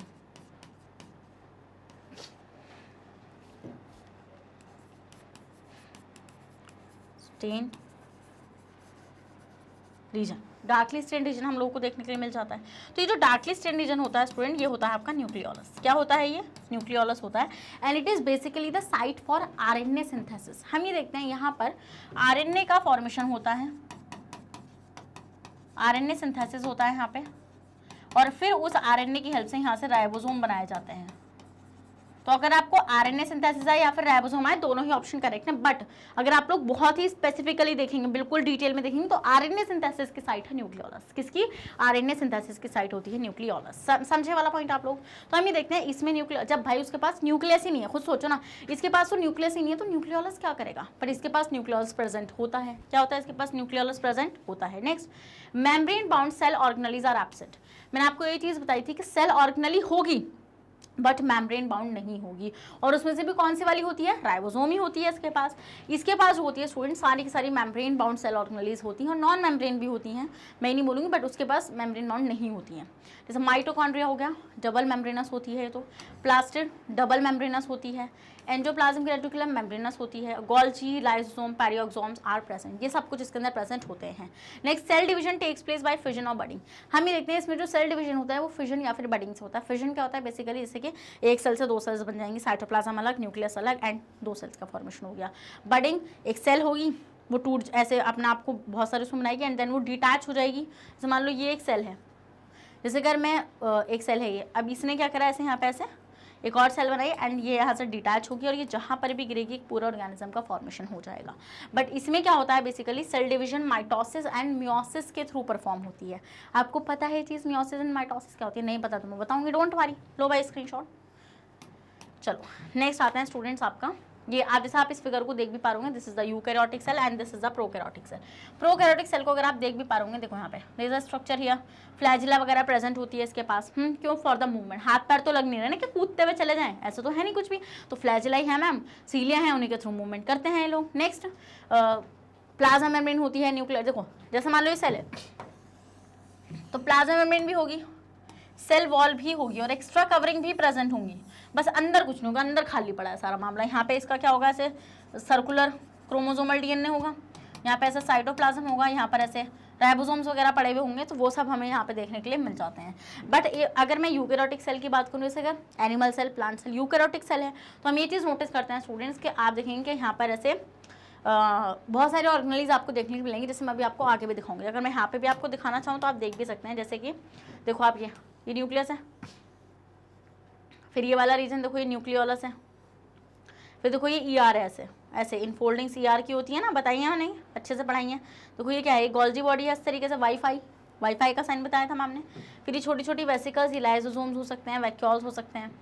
फिर ये आपको देख पा रहे हैं जैसे आप माइटोकॉन्ड्रिया, ये सेंट्रियोल हो गया, ये साइटोसोल हो गया, मतलब कि एक एनिमल सेल है, क्योंकि इसमें प्लास्टिड तो हमें नजर नहीं आ रहा, तो मैम ये क्या हो जाएगी, आपकी एक एनिमल सेल हो जाएगी। और दूसरा पॉइंट इसके बाद आपको सेंट्रियोल नजर आ रहा है, तो सेंट्रियोल एनिमल सेल के पास ही होता है, प्लांट सेल के पास नहीं होता है। तो ये यूकैरियोटिक में भी कौन सी सेल हो जाएगी स्टूडेंट्स, आपकी प्लांट सेल, एनिमल सेल हो जाएगी। डन, हटा दूं, यस मैम, चलिए आगे बढ़ जाए। नेक्स्ट आते हैं स्टूडेंट्स, हम लोग न्यूक्लियस एंड न्यूक्लियोइड में डिफरेंस देखेंगे। देखो अभी मैंने आपको पीछे बताया कि जो प्रोकैरियोटिक सेल्स होते हैं उनके पास बेसिकली न्यूक्लियस नहीं है, तो क्या है उनके पास है न्यूक्लियोइड, वो रीजन जहां पर उनका क्रोमोसोमल डीएनए पड़ा हुआ है। तो हम ही देखते हैं न्यूक्लियस जो है वो लार्ज साइज का होता है, न्यूक्लियोइड कंपैरेटिव स्मॉलर होता है। इसके पास कवरिंग है, इसके पास डबल मेम्ब्रेन है। क्या है इसके पास, डबल। इसे ना मैंने एक स्टूडेंट का एक क्वेश्चन देखा था, मे बी वो न्यूक्लियस वाले कॉन्सेप्ट में था शायद, उसने ये पूछा था कि मैम मुझे ये चीज़ समझ में नहीं है, मैं उसका क्वेश्चन नहीं सही से समझ पाई थी, बड़ी भारी अंग्रेजी उसने इस्तेमाल कर रखी थी। देखो ज़रूरी नहीं है कि आप ऐसे पूछो, अगर आपको वो चीज़ समझ में आ रही है यू कैन आस्क मी। आप देखो उसने शायद क्वेश्चन ये पूछा था कि मैम मैं आपका ये बात तो समझ गया हूँ कि आपने बोला कि न्यूक्लियस जो है वो मेम्ब्रेन बाउंड है, शायद ये क्वेश्चन था। डबल मेम्ब्रेन बाउंड भी समझा था, वो न्यूक्लियर एनवलप को नहीं समझा था। न्यूक्लियर एनवलप कुछ नहीं है बेटे, वो जो आउटर मेम्ब्रेन और इनर मेम्ब्रेन है उन दोनों को मिलाकर हम लोग न्यूक्लियर एनवलप बोल देते हैं। एनवलप इज बेसिकली लिफाफा, जैसे जिसमें आपने किसी चीज़ को पैक कर रखा है, बस वो होती है nuclear envelope. Okay, next students, a covering membrane is absent, इसमें कोई कवरिंग मेम्ब्रेन नहीं प्रेजेंट होती है। Nucleolus is present in it, इसमें न्यूक्लियोलस होता है बट इसमें न्यूक्लियोलस एब्सेंट होता है, नहीं प्रेजेंट होता। Next, its DNA content is equal to or several DNA molecules. इसका डीएनए कंटेंट कैसा होता है स्टूडेंट, इक्वल होता है, और इसका डीएनए कंटेंट जो होता है वो is equal to a single DNA molecule. Confuse मत क्रिएट करो, देखो इसमें एक से ज़्यादा होगा, न्यूक्लियोलस हो सकते हैं, वो डीएनए हो सकता है, बट इसमें एक ही प्रेजेंट होता है। Next, its DNA associated with histone protein, इसमें डीएनए के साथ कुछ प्रोटीन्स भी एसोसिएट रहेंगे, बट इसमें हिस्टोन एब्सेंट रहेगा। DNA of nucleoid is often naked, और इसका डीएनए कैसा पड़ा हुआ रहता है स्टूडेंट्स, नेकेड पड़ा हुआ रहता है। समझे वाला पॉइंट आप लोग, ओके डन। तो स्टूडेंट्स अब वो आई होप अगर उस बच्चे ने मेरी वाली वीडियो देखी है तो उसको समझ में आ गया होगा कि nuclear envelope is basically the membrane of the nucleus. क्या है स्टूडेंट्स, वो न्यूक्लियस की मेम्ब्रेन ही है, बस वो आउटर मेम्ब्रेन या इनर मेम्ब्रेन को मिलाकर एनवलप बोल देते हैं हम लोग। अब आ गया अगर कोई भी डाउट रिगार्डिंग होता है, नहीं समझ में आता है, यू कैन आस्क मी। या फिर आप क्या कर सकते हैं, जैसे कि जब मैं लाइव लेती हूँ, सबको पता है कि जब मैं लाइव लेती हूँ आप वहाँ पे मुझसे पूछ सकते हैं, बट उसी चैप्टर का पूछें आप, रिगार्डिंग द जो भी सेशन वहाँ पे चल रहा होगा। और जैसे अभी मैं पढ़ा रही हूँ, अभी इस सेशन में अगर कुछ समझ में नहीं आता तो इसका क्वेश्चन इसी के कमेंट बॉक्स में डालो, मैं सॉल्व करूंगी पक्का नेक्स्ट क्लास में। ऐसा नहीं होता कि मैं पढ़ती नहीं हूँ, मैं इग्नोर नहीं करती हूँ, मैं पढ़ती हूँ। जैसे कुछ स्टूडेंट्स क्या करते हैं कि मैम मुझे ये समझ में नहीं आया, दोबारा समझाइए। बेटा आपको वो रिकैप करके देखना पड़ेगा, थोड़ा सा आप पीछे जाइए, अगर आपको चीज़ समझ में नहीं आ रही आप दोबारा से देखिए उसको। फिर भी उसके रिगार्डिंग कोई डाउट बचता है, you can ask me in the comment box, I will answer you in the next video. Done, okay. Next आते हैं स्टूडेंट्स, स्ट्रक्चर ऑफ सेल। अब बेसिकली जो सेल है मैम वो बनी हुई किसकी है, समझ में आ रहा है वाला पॉइंट आप लोगों को। तो though their shape, size and activities vary, all cells having following. देखो कोई भी सेल हो, वो किसी भी शेप, किसी भी साइज को, उसकी 3 इंपॉर्टेंट चीज़ें हमेशा उसमें प्रेजेंट होंगी। मतलब कि जैसे कुछ ऐसी चीज़ें होती हैं कि अगर वो किसी ऑर्गेनिज्म के पास ना हो तो वो ऑर्गेनिज्म नहीं कहलाएगा। जैसे कि हम ये देखते हैं कि एक सेल के पास सेल मेम्ब्रेन होनी ज़रूरी होती है, जिसको हम क्या बोलते हैं, प्लाज्मा मेम्ब्रेन बोलते हैं। फिर न्यूक्लियस होना बहुत ज़रूरी है, न्यूक्लियस तो होता ही हर सेल के पास, एंड देन साइटोप्लाज्म। तो हम लोग इनको अलग अलग से देखेंगे। सबसे पहले आते हैं स्टूडेंट्स, तो सेल मेम्ब्रेन, यहाँ पर बात होगी प्लाज्मा मेम्ब्रेन, और सेल वॉल, प्लांट सेल की बात करें तो उसके पास सेल वॉल हमेशा प्रेजेंट होने वाली है। डन, आगे बढ़ जाऊँ मैं? यस मैम, आ जाइए नेक्स्ट। तो सबसे पहले स्टूडेंट्स हम लोग देखते हैं कि जो आउटर बाउंड्री है सेल की वो है प्लाज्मा मेम्ब्रेन। देखो यहाँ पे एक चीज़ बताती हूँ, मान लो ये सेल है, ये सेल है, क्या है स्टूडेंट्स, ये सेल है। तो सेल के अंदर यहाँ पर क्या है, यहाँ पे सेल के अंदर है फ्लूइड, यहाँ पे फ्लूइड है ना, जिसको हम क्या बोलते हैं, साइटोप्लाज्म बोलते हैं स्टूडेंट्स। क्या बोलते हैं हम जिसको, साइटोप्लाज्म बोलते हैं। तो ये जो है इस साइटोप्लाज्म को जो बाहर के एनवायरनमेंट से जिसने अलग कर रखा है वो है आपका क्या, वो है आपका प्लाज्मा मेम्ब्रेन, प्लाज्मा मेम्ब्रेन। और इस प्लाज्मा मेम्ब्रेन को स्टूडेंट्स हम लोग और क्या बोलते हैं, हम इसको बोलते हैं सेल मेम्ब्रेन, सेल मेम्ब्रेन। फिर हम ये देखते हैं अगर ये कोई एनिमल, वो कोई प्लांट सेल है, अगर ये कोई प्लांट सेल है स्टूडेंट्स, तो इसके ऊपर एक और कवरिंग प्रेजेंट होती है ओवर हियर, और इसको हम बोलते हैं सेल वॉल। क्या बोलते हैं स्टूडेंट्स, हम लोग इसको बोलते हैं सेल वॉल। तो सेल वॉल अंदर मत बना के आ जाना, ठीक है, कभी मैम सेल वॉल अंदर लेबल करिए हम मार्क्स कट जाएंगे। सेल वॉल हमेशा बाहर प्रेजेंट होती है प्लाज्मा मेम्ब्रेन के। देन अंदर यहाँ पर क्या होता है स्टूडेंट्स, आपका न्यूक्लियस वगैरह प्रेजेंट होता है। तो प्लीज़ ये लोकेशन जरूर याद रख लेना, कभी तुम कुछ और ही टाइम ऑफ करके आओ एग्जाम में। चलो ले लो उसका स्क्रीनशॉट। अब आ जाओ जरा प्लाज्मा मेम्ब्रेन के ऊपर। अब देखो तो आउटर बाउंड्री, जो आउटर बाउंड्री होती है सेल की वो क्या होती है स्टूडेंट्स, आपकी प्लाज्मा मेम्ब्रेन होती है। क्या होती है, वो होती है प्लाज्मा मेम्ब्रेन। अब हम देखते हैं कि inside it lies the cytoplasm. हम ये देखते हैं कि इसके अंदर क्या प्रेजेंट होता है, साइटोप्लाज्म प्रेजेंट होता है। Various cellular cell organelles and inclusions are suspended in the cytoplasm. और उस साइटोप्लाज्म के अंदर बहुत सारी सेल ऑर्गेनेलिज, सारी की सारी सेल ऑर्गेनेलिज होती हैं, वो साइटोप्लाज्म के अंदर ही पड़ी हुई होती हैं। Out of 3 organelle the nucleus is visible under a light microscope. इन सब में से हमें न्यूक्लियस इजीली दिख जाता है under the light microscope. The organelle can be seen under an electron microscope. और जो और ऑर्गेनेलीज हैं वो हमें माइक्रोस्कोप के, वो भी कौन से वाले, इलेक्ट्रॉन माइक्रोस्कोप के थ्रू ही दिख पाते हैं, जैसे सेल वॉल, प्लाज्मा मेम्ब्रेन, इस तरीके की। नेक्स्ट आते हैं स्टूडेंट्स स्ट्रक्चर ऑफ सेल, जैसे कि आप यहाँ पे देख भी पा रहे होंगे। अच्छा चलो मैम यहाँ पे बताऊंगी, और आपको ये नहीं पता है कि एनिमल कौन सी है, प्लांट कौन सी है, बस आपको कुछ ही चीज़ों से देख के बतानी है। चलिए देखिए, सबसे पहले आप देख पा रहे होंगे, दिस इज द, देख पा रहे हैं आप, ये this is the what ma'am, this is the cell membrane, this is what, this is plasma membrane. Done. फिर अगर इस वाले में देखेंगे आप स्टूडेंट्स, तो देखेंगे आप यहाँ पे दिस इज द, क्या है ये मैम, ये एक मेम्ब्रेन ही है, बट इसके ऊपर एक और मेम्ब्रेन हमें नजर आ रही है। इट मीन्स कि मैम 2 मेम्ब्रेन, तो एक तो प्लाज्मा मेम्ब्रेन होगी, करेक्ट। तो प्लाज्मा मेम्ब्रेन देखो आप यहाँ पे देख पा रहे होंगे, ये अंदर वाली जो है वो है प्लाज्मा मेम्ब्रेन, बट इसके ऊपर वाली जो है this is the cell wall, this is what, this is cell wall. समझ में आती है वाली चीज़? यस मैम, ये वाली चीज़ हम लोग को समझ में आती है। तो ये है आपका स्ट्रक्चर ऑफ सेल, जिसके अंदर आप देखेंगे कि न्यूक्लियस भी होगा। देखो ये रहा न्यूक्लियस। फिर आप ऑर्गेनली देख पा रहे होंगे, जैसे ये एक ऑर्गेनली है जिसको हम क्या बोलते हैं, माइटोकॉन्ड्रिया। ये है स्टूडेंट्स वाईफाई जैसी कौन होती है, गोल्जी बॉडी होती है। बिल्कुल ऐसा मत सोचना मैम क्या हो रहा है, ये ऐसा नहीं है, वन शॉट चल रहा है, ऑलरेडी डिटेल करा चुकी हूँ मैं, तो ऐसा नहीं लगना चाहिए मैम क्या ही हो रहा है ये, कुछ ऐसा बिल्कुल भी नहीं सोचना है आप लोगों को, समझे ना, ये वाला पॉइंट सब कुछ पढ़ चुके हैं ऑलरेडी। नेक्स्ट आते हैं स्टूडेंट्स, जैसे आप यहाँ पे भी देख पा रहे होंगे, दिस इज द वैक्यूल। देखो आपको मैंने चीज़ अच्छे से बताई थी कि जो प्लांट सेल होती हैं उसमें ज़्यादा से ज़्यादा स्पेस कौन ले जाता है, वैक्यूल ले जाता है। 90% ऑफ द स्पेस वैक्यूल ले जाता है सारा का सारा, जिसकी वजह से सारी की सारी ऑर्गेनेली साइड में लग जाती हैं। देखो ये रहा प्लास्टिड आपका, जिसको हम क्या बोलेंगे, क्लोरोप्लास्ट बोलेंगे। माइटोकॉन्ड्रिया, गोल्जी बॉडी को हम यहाँ पे क्या बोलते हैं, डिक्टोजोम बोलते हैं। ये चीज़ मैंने आप लोगों को बताई थी कि प्लांट्स में गोल्जी एपेटस को डिक्टोजोम बोला जाता है, और उसका डिफरेंस भी मैंने बहुत अच्छे से आप लोगों को करवाया था। नेक्स्ट ये आप देख पा रहे होंगे, ये क्लोरोप्लास्ट हो गया। ये सारी की सारी आपकी क्या हो जाएंगी, सेल का स्ट्रक्चर आपको देखने के लिए यहाँ पे मिल जाएगा। Okay done. नेक्स्ट अब आते हैं स्टूडेंट्स प्लाज्मा मेम्ब्रेन पे। तो प्लाज्मा मेम्ब्रेन बेसिकली क्या है, तो सबसे पहले हम प्लाज्मा मेम्ब्रेन को अगर देखें तो प्लाज्मा मेम्ब्रेन बनी हुई है फॉस्फोलिपिड की, एंड साथ में कुछ प्रोटीन्स हैं। तो basically plasma membrane is made up of phospholipid and it is a bilayer. Bilayer का मतलब क्या होता है, देखिए बनी हुई है फॉस्फोलिपिड की, फॉस्फोलिपिड जहां पर हम लोग देखते हैं लिपिड, एंड साथ में कुछ प्रोटीन्स हैं। साथ में क्या है आपके, प्रोटीन्स हैं जो सेल मेम्ब्रेन के अंदर गड़े हुए हैं या फिर ऐसे ऊपर से चिपके हुए हैं। तो हम ये देखते हैं कि ये जो है ये फॉस्फोलिपिड की ना,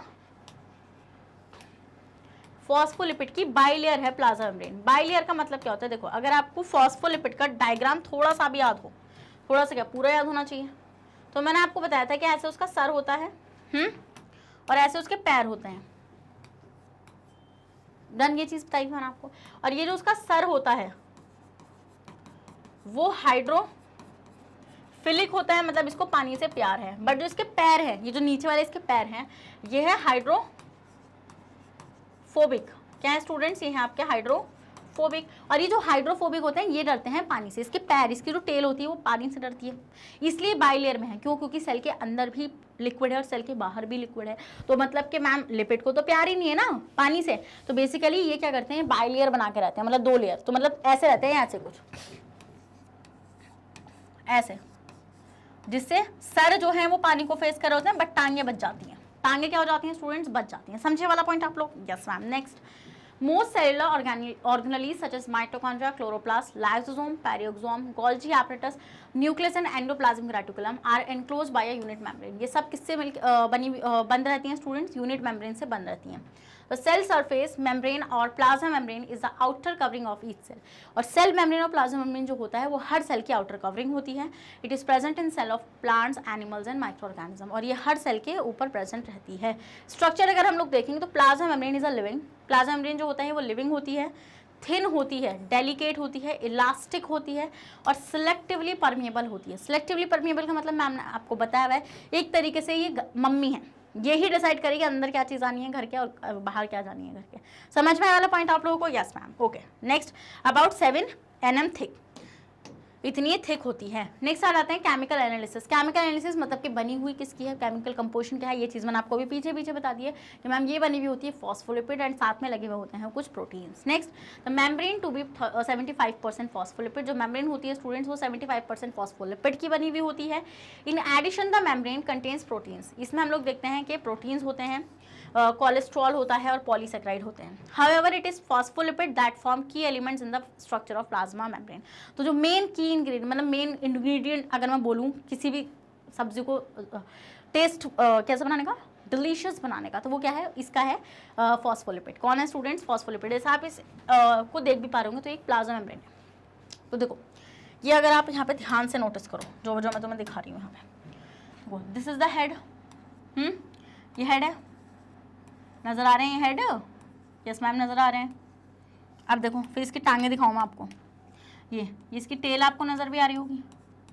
हाँ मैम, तो देखो इस तरीके से लगे हुए हैं ना, ये लगे हुए हैं इस तरीके से, डन। तो इसलिए हम बोलते हैं कि बाइलेयर है। क्या है स्टूडेंट्स? ये है बाइलेयर। ओके मैम, समझ में आया। फिर आप देखो कुछ प्रोटीन ऐसे अंदर तक घुसे हुए हैं, तो जो अंदर घुस जाते हैं ना अंदर, उनको हम बोलते हैं इंट्रिंसिक प्रोटीन। क्या बोलते हैं? इंट्रिंसिक प्रोटीन या फिर इंटीग्रल प्रोटीन। क्या? Integral protein. तो देखो intrinsic protein molecule spinning in the phospholipid layer. फिर हम देखें कुछ प्रोटीन ऐसे ऊपर कोई लगे होंगे, देखो जैसे ऊपर को ऐसे बस, तो इनको हम बोलेंगे एक्सट्रिंसिक प्रोटीन। क्या बोलेंगे? एक्सट्रिंसिक प्रोटीन या फिर पेरीफेरल। पेरीफेरल मतलब कि जो पेरीफेरी पे लगे हुए हैं, जो सिर्फ ऊपर ही ऊपर लगे हुए हैं, डन। और इसको हम एक्सटर्नल प्रोटीन्स के नाम से भी जानते हैं। नेक्स्ट स्टूडेंट, जैसे आप देख पा रहे होंगे यहाँ पे देखो, ये आपको चेन नजर आ रही है, ब्रांच नजर आ रही है। ये ब्रांच और कुछ नहीं है, कार्बोहाइड्रेट की है। क्या है ये? कार्बोहाइड्रेट की है, डन। फिर आप देखेंगे कि यहाँ पे आपको कुछ ग्लाइकोलिपिड एंड ग्लाइकोप्रोटीन मिलेगा। ग्लाइको का मतलब होता है कार्बोहाइड्रेट। ग्लाइको वर्ड हम किसके लिए यूज करते हैं? कार्बोहाइड्रेट के लिए यूज करते हैं। तो ग्लाइको मतलब कार्बोहाइड्रेट, लिपिड मतलब के जब लिपिड के साथ ग्लाइको मतलब कार्बोहाइड्रेट लगा हुआ है। और ग्लाइकोप्रोटीन क्या होता है? ग्लाइको मतलब कि कार्बोहाइड्रेट एंड प्रोटीन, मतलब कि जब प्रोटीन वाले पार्ट के साथ क्या लगा हुआ होता है स्टूडेंट्स? कार्बोहाइड्रेट पार्ट लगा हुआ होता है। नेक्स्ट, आपको समझ में आ गया? तो ये पूरा स्ट्रक्चर हो जाएगा आपका किसका? प्लाज्मा मेम्ब्रेन का। किसका स्ट्रक्चर हो जाएगा स्टूडेंट्स? प्लाज्मा मेम्ब्रेन का स्ट्रक्चर हो जाएगा। नेक्स्ट, एक मॉडल आया था फ्लूइड मोज़ेक मॉडल, जो 2 साइंटिस्टों ने मिलकर किया था। It is the most accepted model of the plasma membrane. बहुत मॉडल आए हैं प्लाज्मा मेम्ब्रेन के, बट ये सबसे ज़्यादा एक्सेप्टेड मॉडल रहा है fluid mosaic model of plasma membrane, जो दिया था 2 साइंटिस्ट ने, सिंगर एंड निकोलसन। किसने? Singer and Nicolson suggested a model called fluid mosaic model to explain the ultra structure of plasma membrane or any other member of the cell. तो इन्होंने क्या बताया था? इन्होंने प्लाज्मा मेम्ब्रेन के detail structure को बताया था, जिसमें इन्होंने क्या बोलते थे, देखो इनके अकॉर्डिंग क्या था कि जो प्रोटीन्स है ना वो लिपिड में तैर रहे हैं।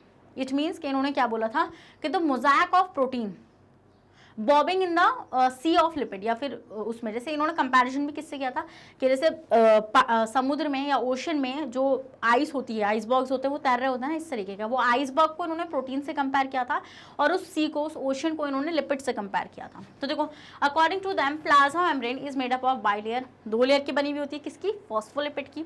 2 टाइप्स ऑफ प्रोटीन मॉलिक्यूल, हम 2 टाइप के प्रोटीन मॉलिक्यूल को देखते हैं, इंट्रिंसिक प्रोटीन और एक होता है एक्सट्रिंसिक प्रोटीन, तो हम ये देखते हैं जो इंट्रिंसिक होता है वो कंप्लीटली बाइलेयर में धसा हुआ होता है, बट जो एक्सट्रिंसिक होता है स्टूडेंट्स वो ऊपर ही ऊपर पेरीफेरी में लगा हुआ होता है, which occur either on the outer surface or the inner surface of the membrane. Next students, the fluid mosaic model of plasma membrane has been described as number of protein iceberg floating in a sea of lipids. ये चीज़ मैंने आपको बताई है कि जो icebergs हैं, iceberg is basically protein, क्या है वो प्रोटीन है, तो जो प्रोटीन है वो कहाँ पर तैर रहे हैं आपके, वो तैर रहे होते हैं आपके लिपिड्स में, कहाँ पे लिपिड्स में तैर रहे होते हैं. This model is the most accepted one, ये सबसे ज़्यादा एक्सेप्टेड मॉडल है as it describe both properties and organisation of the membrane, जिससे आपको ये पता चलता है कि मेम्ब्रेन की प्रॉपर्टी क्या है, पूरे के पूरे केमिकल कंपोजिशन के बारे में भी ये मॉडल जो है आपको इजीली बता देता है. Next, the protein are present not to give strength to the membrane but to service.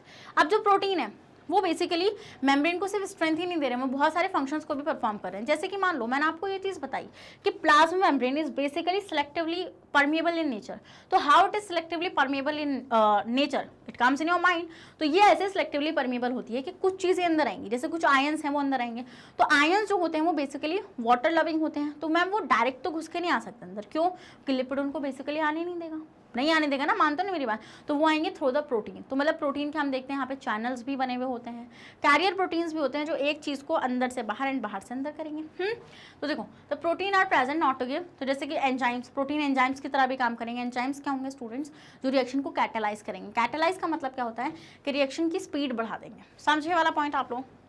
Next, transport proteins, मैंने आपको बताया कि ट्रांसपोर्ट प्रोटीन्स भी होंगे जो चीज़ों को इधर से उधर ट्रांसपोर्ट कर रहे होंगे. पंप्स मैंने आपको बताया जैसे आयंस को उधर, जैसे सोडियम पोटासियम पंप के बारे में मैंने आपको बताया हुआ है कि सोडियम पोटासियम पंप जो होता है वो बेसिकली क्या कर रहा होता है, सोडियम एंड पोटासियम को इधर से उधर कर रहा होता है. समझे वाला पॉइंट आप लोग.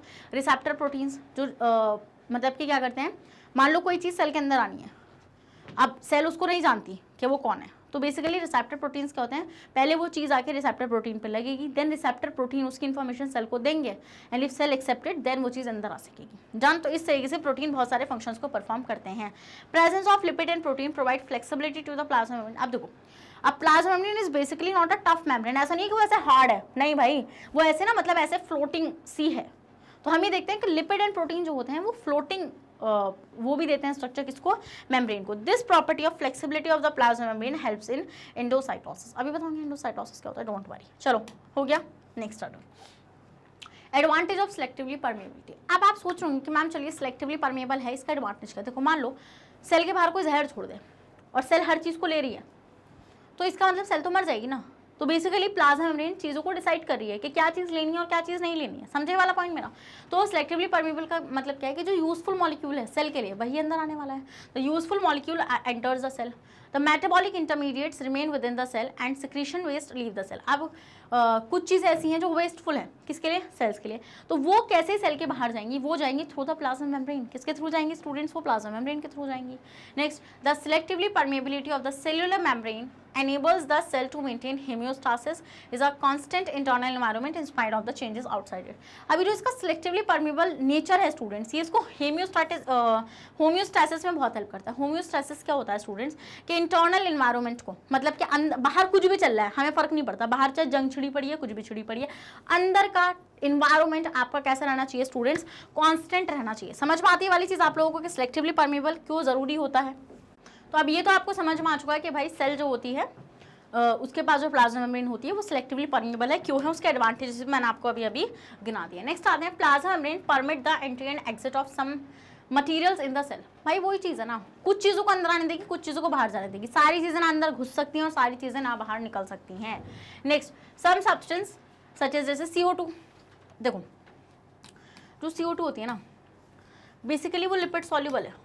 क्या है वो लिपिड सॉल्युबल है, तो वो आराम से अंदर बाहर हो सकती है थ्रू द डिफ्यूजन. ये चीज़ आपको पता है. O2 भी आराम से अंदर बाहर हो सकती है, थोड़ा बहुत पानी भी अंदर बाहर जा सकता है. बट अगर मैं किसी लार्ज मॉलिक्यूल की बात करूँ, मैं आयंस की बात करने लगूँ, मैं कुछ और चीज़ों की बात करने लगूँ, वो सेल के अंदर नहीं आ सकते.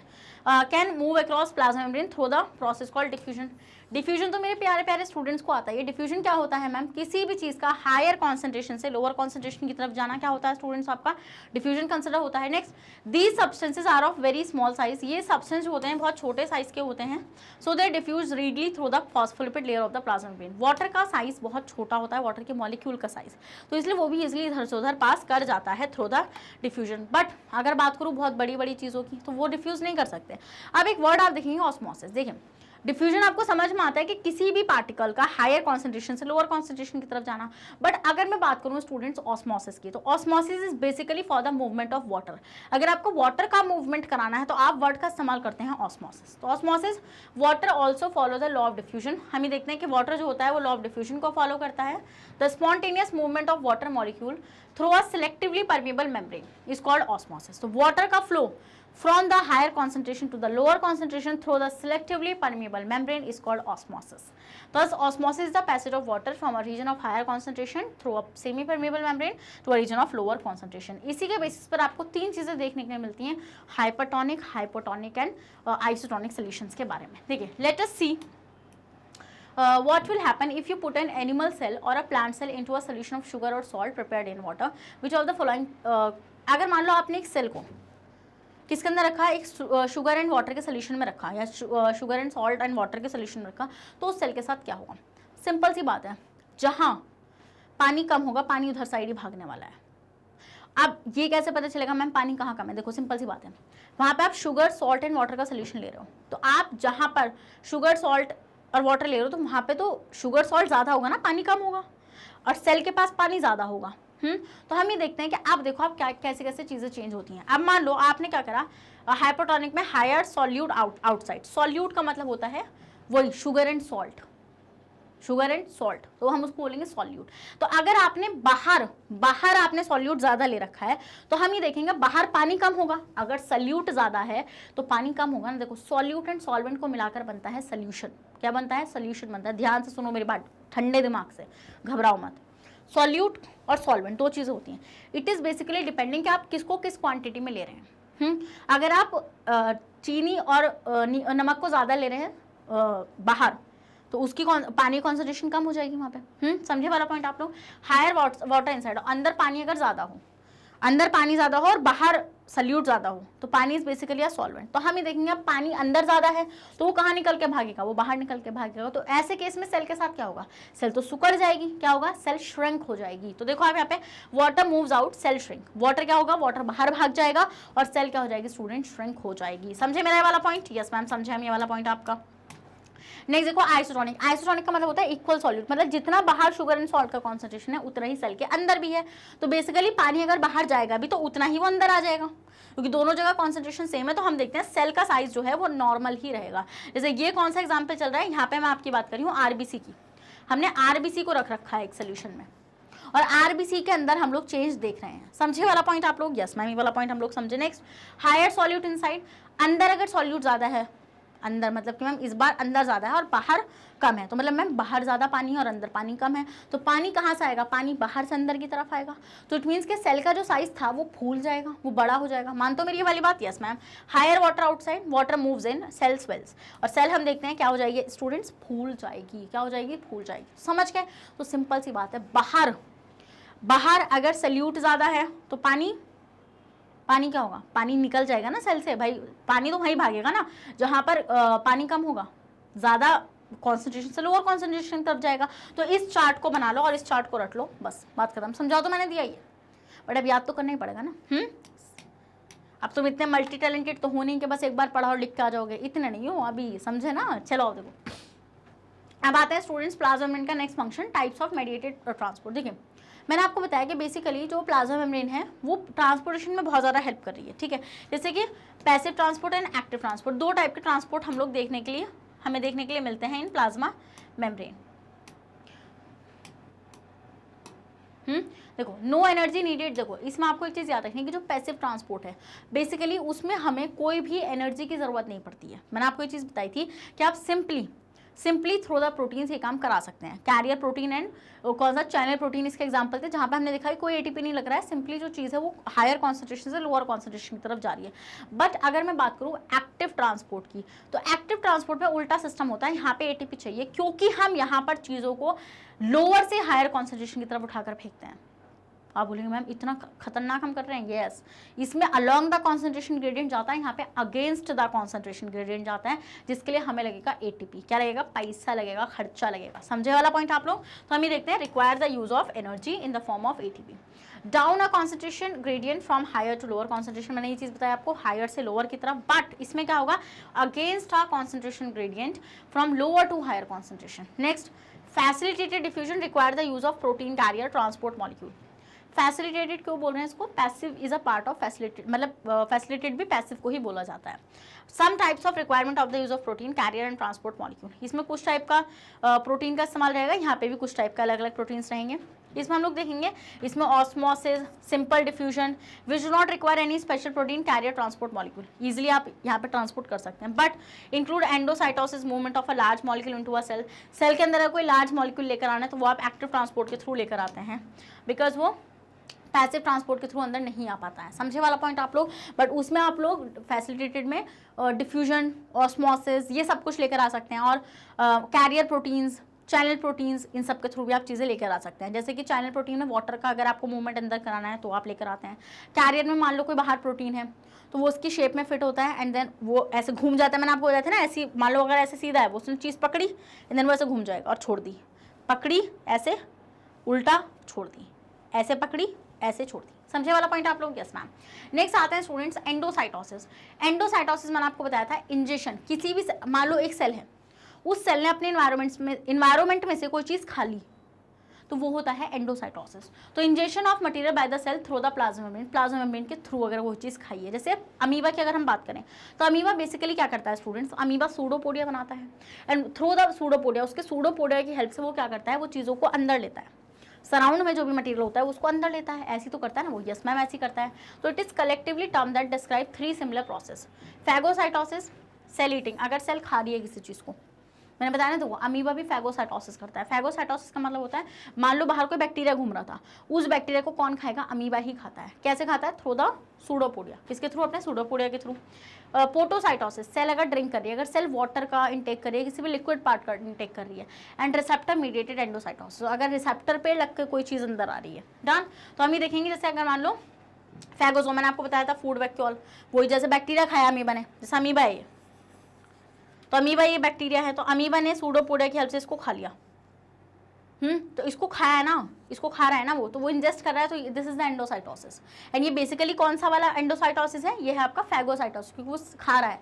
और अगर वो साथ में पानी, बस सिर्फ पानी ले रहा है इस तरीके से, तो दिस इज बेसिकली अ पोटोसाइटोसिस। क्या है स्टूडेंट्स, ये आपका पोटोसाइटोसिस, जिसको हम पिनोसाइटोसिस भी बोलते हैं। क्या बोलते हैं, अगर वो एक्स्ट्रा सेलुलर फ्लूइड को अंदर ले रहा है, कोई भी सेल प्लाज्मा मेम्ब्रेन की हेल्प से अगर एक्स्ट्रा सेलुलर फ्लूइड को अंदर ले रही है, तो दिस इज कॉल्ड पिनोसाइटोसिस या फिर पोटोसाइटोसिस।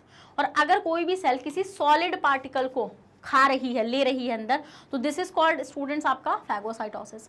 एंड यहाँ पर हम लोग देखेंगे कि आपका अगर रिसेप्टर मीडिएटेड एंडोसाइटोसिस क्या होता है, जो चीज़ है पहले वो रिसेप्टर पर लगेगी, देन फिर यहाँ से वेसिकल बनेगा एंड देन वो वेसिकल अंदर एंट्री लेगी। डन। तो इस तरीके के जो है ये सेल ने चीज़ें खाई है ना, सारी की सारी चीज़ें इंजेस्ट करी हैं, तो this is basically your endocytosis. Phagocytosis literally means cell eating. It is a common method of feeding among the protozoa. हम ये देखते हैं, जैसे अमीबा के बारे में बताया कि अमीबा जो होते हैं वो कॉमनली फैगोसाइटोसिस ही परफॉर्म करते हैं। It is a way in which white blood cell, हमारी जो बॉडी की वाइट ब्लड सेल होती है स्टूडेंट्स, वो भी किसी भी बाहर से आए फॉरेन ऑर्गेनिज्म को ऐसे ही खाती है हमारी बॉडी के अंदर। मान लो बैक्टीरिया घुस गया तो जो आपकी WBC ना वो यूँ पीछे पड़ जाएंगे उसके, अच्छा कहाँ गया खच खच करके खा जाएंगे उसको। तो वो भी इसी तरीके से काम करती हैं, एंडोसाइटोसिस ही करती हैं। नेक्स्ट, तो एंडोसाइटोसिस क्या है students, it is basically the intake of extra cellular fluid, droplet and macromolecule. Phagocytosis क्या है, फैगोसाइटोसिस है, it is the intake of extra cellular particle. ठीक है, समझिए वाला पॉइंट। कहूँगी मैं, plasma membrane invaginates to take up the material. इसमें हम देखते हैं कि प्लाज्मा मेम्ब्रेन चीज़ों को अंदर लेती है, और फैगोसाइटोसिस बेसिकली वो सॉलिड पार्टिकल को अंदर ले रही है। Plasma membrane grown and around the particle. अब इसमें क्या होता है, इसमें प्लाज्मा मेम्ब्रेन ना अराउंड ऐसे ग्रो कर जाती है उस पार्टिकल की। जैसे मान लो ये कोई बैक्टीरिया है और यहाँ से अमीबा है, तो अमीबा अपनी प्लाज्मा मेम्ब्रेन को ऐसे ग्रो करेगा, आगे को ऐसे ग्रो करेगा, समझे। तो इट इज बेसिकली वो सूडोपोडिया बनाएगा। क्या बनाएगा, वो सूडोपोडिया का फॉर्मेशन करेगा। Next, it is nutritive process. ये एक न्यूट्रिटिव प्रोसेस होता है जिसमें जो ऑर्गेनिज्म होता है वो न्यूट्रिशन लेता है, और it is a nutritive and a defensive process. इसमें ऑर्गेनिज्म खाना तो ले रहा है बट वो डिफेंसिव प्रोसेस में भी काम आता है, क्योंकि मान लो कोई ऐसा बैक्टीरिया है जो अमीबा को हार्म कर जाए, या फिर जैसे हमारे WBC की बात करें तो WBC कब खाता है सेल को, वो अपने न्यूट्रिशन के लिए तो नहीं खा रहा ना उसको, वो जब खा रहा है जब वो डिफेंस कर रहा है हमारी बॉडी को अगेंस्ट द पैथोजन, समझे। Endocytotic vesicles are only 0.1 micrometer wide, phagocytosis vesicle are 1 to 2, ये ज़्यादा बड़ी होती हैं, वो छोटी होती हैं। Next sorry, exocytosis. अब एक्सोसाइटोसिस क्या होता है स्टूडेंट्स, कि अब जो भी सेल ने करा, खाया पिया जो भी करा, अब उसको निकालना भी तो है ना, इट इज सेल वॉमिटिंग। क्या बोलते हैं हम इसको, cell vomiting. The membrane of vesicle can fuse with the plasma membrane and exclude it content to the surrounding media. मतलब कि जो भी उसने खाया, डाइजेस्ट करा, अब उसका जो अनडाइजेस्टेड वेस्ट है उसको तो बाहर करवाओ, वो जो बाहर करवाओगे उसको हम बोलेंगे एक्सोसाइटोसिस। ये भी प्लाज्मा मेम्ब्रेन के थ्रू होता है। जैसे आपको अमीबा का भी बताया था मैंने, कि मान लो ये अमीबा है और अमीबा की जो वेसिकल है इसके अंदर अनडाइजेस्टेड वेस्ट है, तो हम ये देखेंगे ये प्लाज्मा मेम्ब्रेन इस प्लाज्मा मेम्ब्रेन के साथ फ्यूज हो जाएगी, और जब इसके साथ ऐसे फ्यूज हो जाएगी ऐसे, तो अल्टीमेटली ये सारा मटेरियल बाहर चला जाएगा। तो this is basically your exocytosis. मतलब आपने सेल वॉमिटिंग कर दी, सेल को जो भी आपकी बॉडी में था, सेल के अंदर जो था वो निकल गया, समझे वाला point. This is called exocytosis. देखो ये वाला पॉइंट आप देख पा रही है, वेसिकल्स ही, ये वेसिकल आके इस प्लाज्मा मेम्ब्रेन के साथ फ्यूज कर गई, एंड ये जैसे इसके साथ फ्यूज कर गई, देखो यहाँ से मटेरियल बाहर निकल गया, समझे वाला पॉइंट। तो this is your exocytosis, this is basically your exocytosis. Okay ma'am, done. Next आते हैं, in a plant cell there occur a rigid cell wall which lie outside the plasma membrane. हम ये देखते हैं स्टूडेंट्स, अब plasma membrane तो खत्म हो गया, अब आते हैं सेल वॉल पे। सेल वॉल बेसिकली क्या होती है, सेल वॉल जो होती है मैम, ये एक रिजिड स्ट्रक्चर होता है जो सेल के बाहर, मतलब सेल मेम्ब्रेन के बाहर प्रेजेंट होता है, और जो सेल को सपोर्ट दे रहा होता है। क्या दे रहा होता है स्टूडेंट, सेल को सपोर्ट दे रहा होता है। तो in plant cell there occur a rigid cell wall which lie outside the plasma membrane. Cell wall is a non living and freely permeable. Cell wall जो होता है स्टूडेंट आपको नॉन लिविंग होता है और फ्रीली परमेबल होता है, and it is secreted by the cell itself for the protection of its plasma membrane and cytoplasm. तो cell wall basically non living है, बट प्लाज्मा मेम्ब्रेन लिविंग है, ये चीज़ मत भूलेगा आप। It determine the shape of cell. जो shape जो होती है सेल की वो भी कौन देता है, प्लाज्मा मेम्ब्रेन, सेल वॉल ही देती है, and prevent desiccation of cell, और सेल को सूखने से बचाती है या फिर फटने से भी बचाती है। Next, it is made up of fibrous polysaccharide called cellulose. अब हम ये देखते हैं कि जो सेल वॉल होती है वो स्टूडेंट्स किसकी बनी हुई होती है, वो कार्बोहाइड्रेट की बनी हुई होती है, एंड बेसिकली कौन सा कार्बोहाइड्रेट, सेल्यूलोज। कौन सा, सेल्यूलोज। हम ये देखते हैं द प्लांट सेल वॉल दस consist of tiny cellulose fibre. ये चीज़ आपको अच्छे से पता होगी, तो मैंने आपको ये चीज़ बताई भी थी कि हम ये देखते हैं कि यहाँ पे नीचे अगर ऐसे प्लाज्मा मेम्ब्रेन है, this is plasma membrane,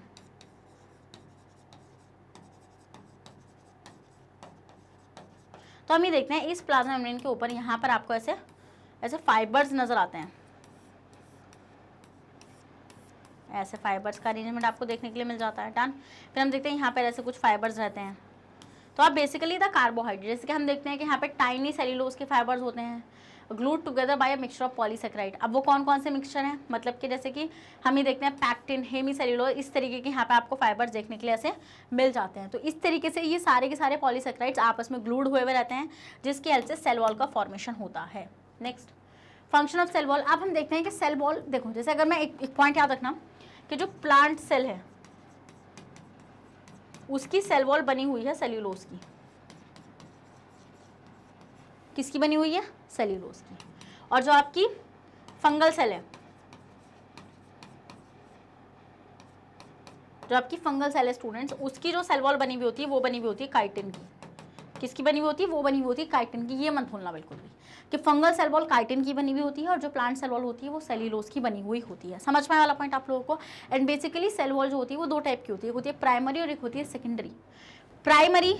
primary जो होगी, प्राइमरी में प्राइमरी आपकी सेल्यूलोज से बनी हुई होगी, बट जो सेकेंडरी होगी उसमें ना लिग्निन का डिपोजिशन हो जाता है। किसका डिपोजिशन हो जाता है स्टूडेंट्स, लिग्निन का डिपोजिशन हो जाता है, जिसकी वजह से वो बिल्कुल डेड हो जाती है। समझे वाला पॉइंट। डन। आगे बढ़ जाऊँ, यस मैम बढ़ जाइए। चलिए ये क्वेश्चन आ जाएगा, इसलिए बताया था मैंने आप लोगों को, ले लो अगर इसका स्क्रीनशॉट नहीं लिया तो। नेक्स्ट, अब फंक्शन क्या है सेल वॉल का? देखो सेल वॉल का बहुत इंपॉर्टेंट फंक्शन होता है कि it permit the plant cell to become turgid. ऐसे ना उसको ऐसे फूलने नहीं देती, मतलब ऐसे फटने नहीं देगी। As water enters the vacuole, अगर वाटर अंदर आ भी रहा है सेल के वैक्यूल के थ्रू, तो plant cell expand, plant cell बढ़ेगी बट उसको फटने नहीं देगी वो। The cell wall has to be strong enough to resist, तो सेल वॉल इतनी स्ट्रॉन्ग है कि वो उस सेल को फटने नहीं देगी। This expansion and so enable the cell to become turgid. समझे वाला point? It provide mechanical strength to support the cell, ये मैकेनिकल सपोर्ट प्रोवाइड करेगी। The cellulose microfibril are very strong, cellulose के माइक्रोफाइब्रल जो है बहुत ज़्यादा स्ट्रॉन्ग है। The strength many may be further increase by addition of lignin, और ये स्ट्रेंथ और भी ज़्यादा बढ़ जाएगी जब वहाँ पे लिग्निन का डिपोजिशन होगा। In tissues such as xylem, in such cell as collenchyma extra cellulose is added to the cell wall to increase mechanical support. हम ये देखते हैं स्टूडेंट्स के जो ऐसी सेल्स होंगी उनमें क्या होगा, जिनमें लिग्निन का डिपोजिशन होगा वो सेल काफ़ी स्ट्रॉन्ग हो जाएंगे। It is strong to enough कि वो सपोर्ट का ही काम करने लगेंगे। जैसे कॉलनकाइमा टिश्यू, जैसे मैं आपको टिश्यू पढ़ाऊंगी ना उस चैप्टर में आप देखेंगे प्लांट टिश्यू के अंदर कि किस तरीके से कुछ सेल्स ऐसे हैं, कुछ टिश्यू ऐसे हैं जो सिर्फ प्लांट को सपोर्ट ही दे रहे हैं। Next, it is freely permeable, ये फ्रीली परमेबल होती है। जैसे प्लाज्मा मेम्ब्रेन में क्या सिस्टम है, प्लाज्मा मेम्ब्रेन में ये सिस्टम है कि वो फ्रीली परमेबल नहीं है, वो सिलेक्टिवली परमेबल है, बट ये फ्रीली परमेबल होती है to water and substance in solution. It has a narrow pores called pits, हम देखते हैं इसके अंदर नैरो पोर्स होते हैं through which fine strands of cytoplasm called plasmodesmata. Simple सी बात है, ये सेल वॉल है, मतलब ये एक सेल है और ये इसके ऊपर एक सेल वॉल है, ये ऐसे। तो आपस में ये जो सेल वॉल है स्टूडेंट्स, हम देखते हैं कि इनमें ना आपस में से पिट्स बने हुए होते हैं, पिट्स लाइक दिस, एंड ये ऐसे, और यहाँ से इस सेल का साइटोप्लाज्म, इस सेल का साइटोप्लाज्म इससे जुड़ रहा होता है थ्रू द पिट्स, और इन पिट्स को हम लोग क्या बोलते हैं स्टूडेंट्स, प्लाज्मोडेस्माटा बोलते हैं। प्लाज्मोडेस्माटा क्या बोलते हैं, प्लाज्मोडेस्माटा हम लोग इनको बोल देते हैं। Are able to pass these intercellular connections allow exchange of material between the living cell content. The cell wall of adjacent cell are glued together by the middle lamella. देखो ये सेल वॉल जो है ये इस cell wall से जुड़ी हुई है through the structure called middle lamella. यहाँ पे हम देखते हैं कि मिडल लैमेला ऐसे कुछ प्लेट्स होती हैं एंड इनके थ्रू ये दो सेल वॉल जो होंगी वो आपस में जुड़ी हुई रहेंगी। Middle lamella is a jelly like substance, एक जेली लाइक सब्सटेंस होता है जो कैल्शियम एंड मैग्नीशियम पैक्टेट का बना हुआ होता है। किसका बना होता है, कैल्शियम एंड मैग्नीशियम पैक्टेट का बना हुआ रहता है। अब आते हैं स्टूडेंट, हमने देख लिया सेल वॉल क्या होती है, मैम बहुत अच्छे से सीख लिया। प्लाज्मा मेम्ब्रेन क्या होती है, बहुत अच्छे से सीखा। अब हम देखेंगे स्टूडेंट्स न्यूक्लियस को। तो न्यूक्लियस क्या होता है स्टूडेंट्स, आइए देखें। देखो तुम्हें लग रहा होगा मैम सेशन बड़ा जा रहा है, बेटा मुझे वन शॉट है ये, मतलब मेरे को 2 सेशन में ख़त्म करना है, क्योंकि मैं चाहती हूँ कि आपको पूरा चैप्टर एक जगह मिल जाए। अब मैं एक साथ पूरा कराती तो तुम बिल्कुल खत्म हो जाते, 4-5 घंटे का चला जाता वो, तो इसलिए 2 पार्ट में लेकर आई हूँ जिससे सारी चीज़ें एटलीस्ट रिवाइज तो अच्छे से करा सकूँ ना मैं। समझ रहा हूँ मेरा वाला पॉइंट, ये थोड़ी है कि आगे बस ऐसे निकल जाओ, रिविजन भी तो अच्छे से होना चाहिए। देखो तो nucleus is a large, nucleus जो होता है स्टूडेंट्स वो काफ़ी बड़ा होता है, सेंट्रली लोकेटेड होता है, बीच में लोकेट होता है। स्फेरिकल सेलुलर कॉम्पोनेंट, आपको ये चीज़ पता है कि न्यूक्लियस जो होता है वो बड़ा होता है, सेंट्रली लोकेटेड होता है, जैसे स्ट्रक्चर कुछ ऐसा होता है देखने में। देखो मैंने आपको बताया था कि यहाँ पर इस तरीके से ऐसे ऐसे ऐसे मेम्ब्रेन रहेगी, ये होगी आउटर मेम्ब्रेन और ये होगी इनर मेम्ब्रेन, ये होगी आउटर मेम्ब्रेन और ये होगी इनर मेम्ब्रेन, और ये दोनों मिलके क्या बनाएंगे, एनवलप बनाएंगी। क्या बनाएंगे, ये दोनों मिलके एनवलप बनाएंगे। समझे वाला पॉइंट आप लोग, यस मैम समझे हम लोग। फिर आप देखेंगे इसके बीच में यहाँ पे ऐसे पोर्स प्रेजेंट रहेंगे जिसको हम बोलेंगे न्यूक्लियर पोर। न्यूक्लियर पोर, अब न्यूक्लियर पोर का इंपॉर्टेंट फंक्शन क्या होता है, न्यूक्लियर पोर का इंपॉर्टेंट फंक्शन होता है कि मैम जो भी चीज़ न्यूक्लियस के अंदर बन रही है और मान लो वो बाहर जानी है तो वो किसके थ्रू जाएगी, वो न्यूक्लियर पोर्स के थ्रू जाएगी। अब मान लो कोई चीज़ साइटोप्लाज्म में बनी, कहाँ बनी, साइटोप्लाज्म बनी, अब वो साइटोप्लाज्म से कहाँ जानी है, न्यूक्लियस के अंदर जानी है, तो बेसिकली वो किसके थ्रू होती हुई जाएगी, वो होती हुई जाएगी न्यूक्लियर पोर के थ्रू। किसके थ्रू होती हुई जाएगी स्टूडेंट्स, न्यूक्लियर पोर के थ्रू होती हुई जाने वाली है। समझे वाला पॉइंट आप लोग। और इसके अंदर यहाँ पर आपके जो धागा आपको नजर आ रहे हैं, दीज आर द क्रोमैटिन। क्या है स्टूडेंट्स, ये क्रोमैटिन है। क्रोमैटिन मैंने आपको बताया, देखो जो क्रोमोसोम आप देखते हैं वो बेसिकली आपको कौन से स्टेज में देखने को मिलते हैं, वो आपको सेल साइकिल के एक मेटाफेज नाम की स्टेज में देखने के लिए मिलते हैं। तो वैसे आपका जो क्रोमोसोम होता है, मतलब जो आपका डीएनए होता है, वो ऐसे धागे लाइक फॉर्म में पड़ा हुआ होता है, जिसको हम क्या बोलते हैं, थ्रेड लाइक स्ट्रक्चर को हम क्या बोलते हैं, क्रोमैटिन बोलते हैं। फिर आप देखेंगे कि आपको यहाँ पे एक डार्क स्टेन रीजन मिलेगा जिसको हम क्या बोलेंगे, न्यूक्लियोलस बोलने वाले हैं। क्या बोलने वाले हैं स्टूडेंट्स, न्यूक्लियोलस बोलने वाले हैं। समझे वाला पॉइंट, यस मैम, ये चीज़ हमें समझ में आ गई। देखो it is bounded by 2 nuclear membrane both forming a nuclear envelope. तो अब उस स्टूडेंट का डाउट क्लियर हुआ है कि न्यूक्लियर एनवलप क्या होता है। बेटा न्यूक्लियर एनवलप होता है वो जो आउटर और इनर मेम्ब्रेन है ना, उन दोनों को मिलाकर ही हम लोग एनवलप बोल देते हैं, मतलब कि covering. Nuclear envelope encloses a space between the 2 nuclear membranes and is connected to a system membrane called ER. अब हम ये देखते हैं कि जो न्यूक्लियर एनवलप होता है स्टूडेंट्स, यहाँ से देखो, अब शायद वो इस लाइन पे कंफ्यूज हुआ था, मेरे को लग रहा है ऐसा कि nuclear envelope enclose space between the two nuclear membrane and is connected to a system. देखो कुछ मतलब नहीं है इस बात का, मतलब ये है कि जैसे कि आपके पास यहाँ पर आप देखेंगे there is a structure here, यहाँ से नहीं इस तरीके से ऐसा आगे को, ये न्यूक्लियर मेम्ब्रेन ऐसे आगे को क्या हो जाएगी, थोड़ा सा स्पेस क्रिएट होगा यहाँ पे इस न्यूक्लियर मेम्ब्रेन में, मतलब एनवलप में, एंड ये यहाँ से ऐसे एक्सपेंड कर जाएगी और यहाँ से क्या बनाएगी स्टूडेंट, ईआर का फॉर्मेशन कर देगी। Nuclear pore allow transfer of material between the nuclear plasm and cytoplasm. और न्यूक्लियर पोर का इंपॉर्टेंट फंक्शन क्या होता है कि जो न्यूक्लियर प्लाज्म है, न्यूक्लियर प्लाज्म क्या होता है, न्यूक्लियस के अंदर का प्लाज्म, और साइटोप्लाज्म क्या होता है, जो सेल का प्लाज्म है, तो उनके बीच में एक्सचेंज कराना किसके थ्रू होता है, वो एक्सचेंज न्यूक्लियर पोर के थ्रू होता है। Next, within nucleoplasm two types of nuclear structure are embedded, the nucleolus and leading chromatin material। फिर स्टूडेंट्स आपको ये चीज़ पता ही है कि न्यूक्लियोप्लाज्म के अंदर न्यूक्लियोलस भी पड़ा हुआ होता है और साथ में क्या पड़ा हुआ होता है स्टूडेंट आपका, साथ में आपका पड़ा हुआ होता है क्रोमैटिन। तो chromatin is basically thread like structures. क्या है क्रोमैटिन, थ्रेड लाइक स्ट्रक्चर होता है। Next, the nucleolus may be one और मोर इन नंबर। अब हम ये देखते हैं कि जो न्यूक्लियोलस होता है स्टूडेंट वो एक भी होता है और एक से ज़्यादा भी होता है। It is basically depending on the cell demand, कि सेल की डिमांड क्या है। सेल की अगर ज़्यादा राइबोसोम की डिमांड है, मान लो कोई सेल है जो प्रोटीन फॉर्मेशन करती है, जल्दी जल्दी प्रोटीन बनाती है, तो उस सेल की राइबोसोम की डिमांड ज़्यादा होगी, और उसकी अगर राइबोसोम की डिमांड ज़्यादा होगी तो उस सेल के पास न्यूक्लियोलस भी ज़्यादा होंगे फॉर श्योर, क्योंकि न्यूक्लियोलस बेसिकली आरएनए बनाते हैं और आरएनए से आगे राइबोसोम का सिंथेसिस होता है। तो समझ गए आप लोग। It is rich in protein and RNA. हम ये देखते हैं कि न्यूक्लियोलस रिच प्रोटीन और आरएनए से रिच होता है and act as a site for ribosome formation. मैंने आपको क्या बताया कि RNA synthesis and ribosome formation की साइट है। Next, nucleolus is known as factory of ribosomes, क्योंकि यहाँ से क्या बनते हैं, राइबोसोम बनते हैं। राइबोसोम क्यों इंपॉर्टेंट होते हैं, क्योंकि राइबोसोम बेसिकली क्या काम कर रहे होते हैं, ribosome help in the protein synthesis। Ribosome are helpful in protein synthesis in the cytoplasm. Done, yes ma'am. Next आते हैं स्टूडेंट्स क्रोमैटिन। क्रोमैटिन क्या होता है, मैंने आपको बताया था, it is a thread like structure. हम क्या देखते हैं, देखो जैसे डीएनए बहुत बड़ा है, डीएनए है 2.2 मीटर का, मतलब ऐसे 2 बार लपेटो जब जाके वो इतू सी सेल में कैसे गया, इतू से न्यूक्लियस में कैसे गया, कभी सोचा। मैम उसको लपेटा इस तरीके से गया, हमने इस तरीके से पैक कराया उसको कि वो सेल में बहुत इजीली आ चुका है। कैसे आया है वो, जल्दी से बताइए। यस मैम, ये चीज़ मैंने आपको बताई भी थी अच्छे से कि आपको क्या लेना है, आपको एक प्रोटीन लेना है। क्या लेना है, एक प्रोटीन लेना है। उस प्रोटीन को हमने क्या बोला था स्टूडेंट्स, उस प्रोटीन को हमने बोला था हिस्टोन प्रोटीन। क्या बोला था, हिस्टोन प्रोटीन बोला था।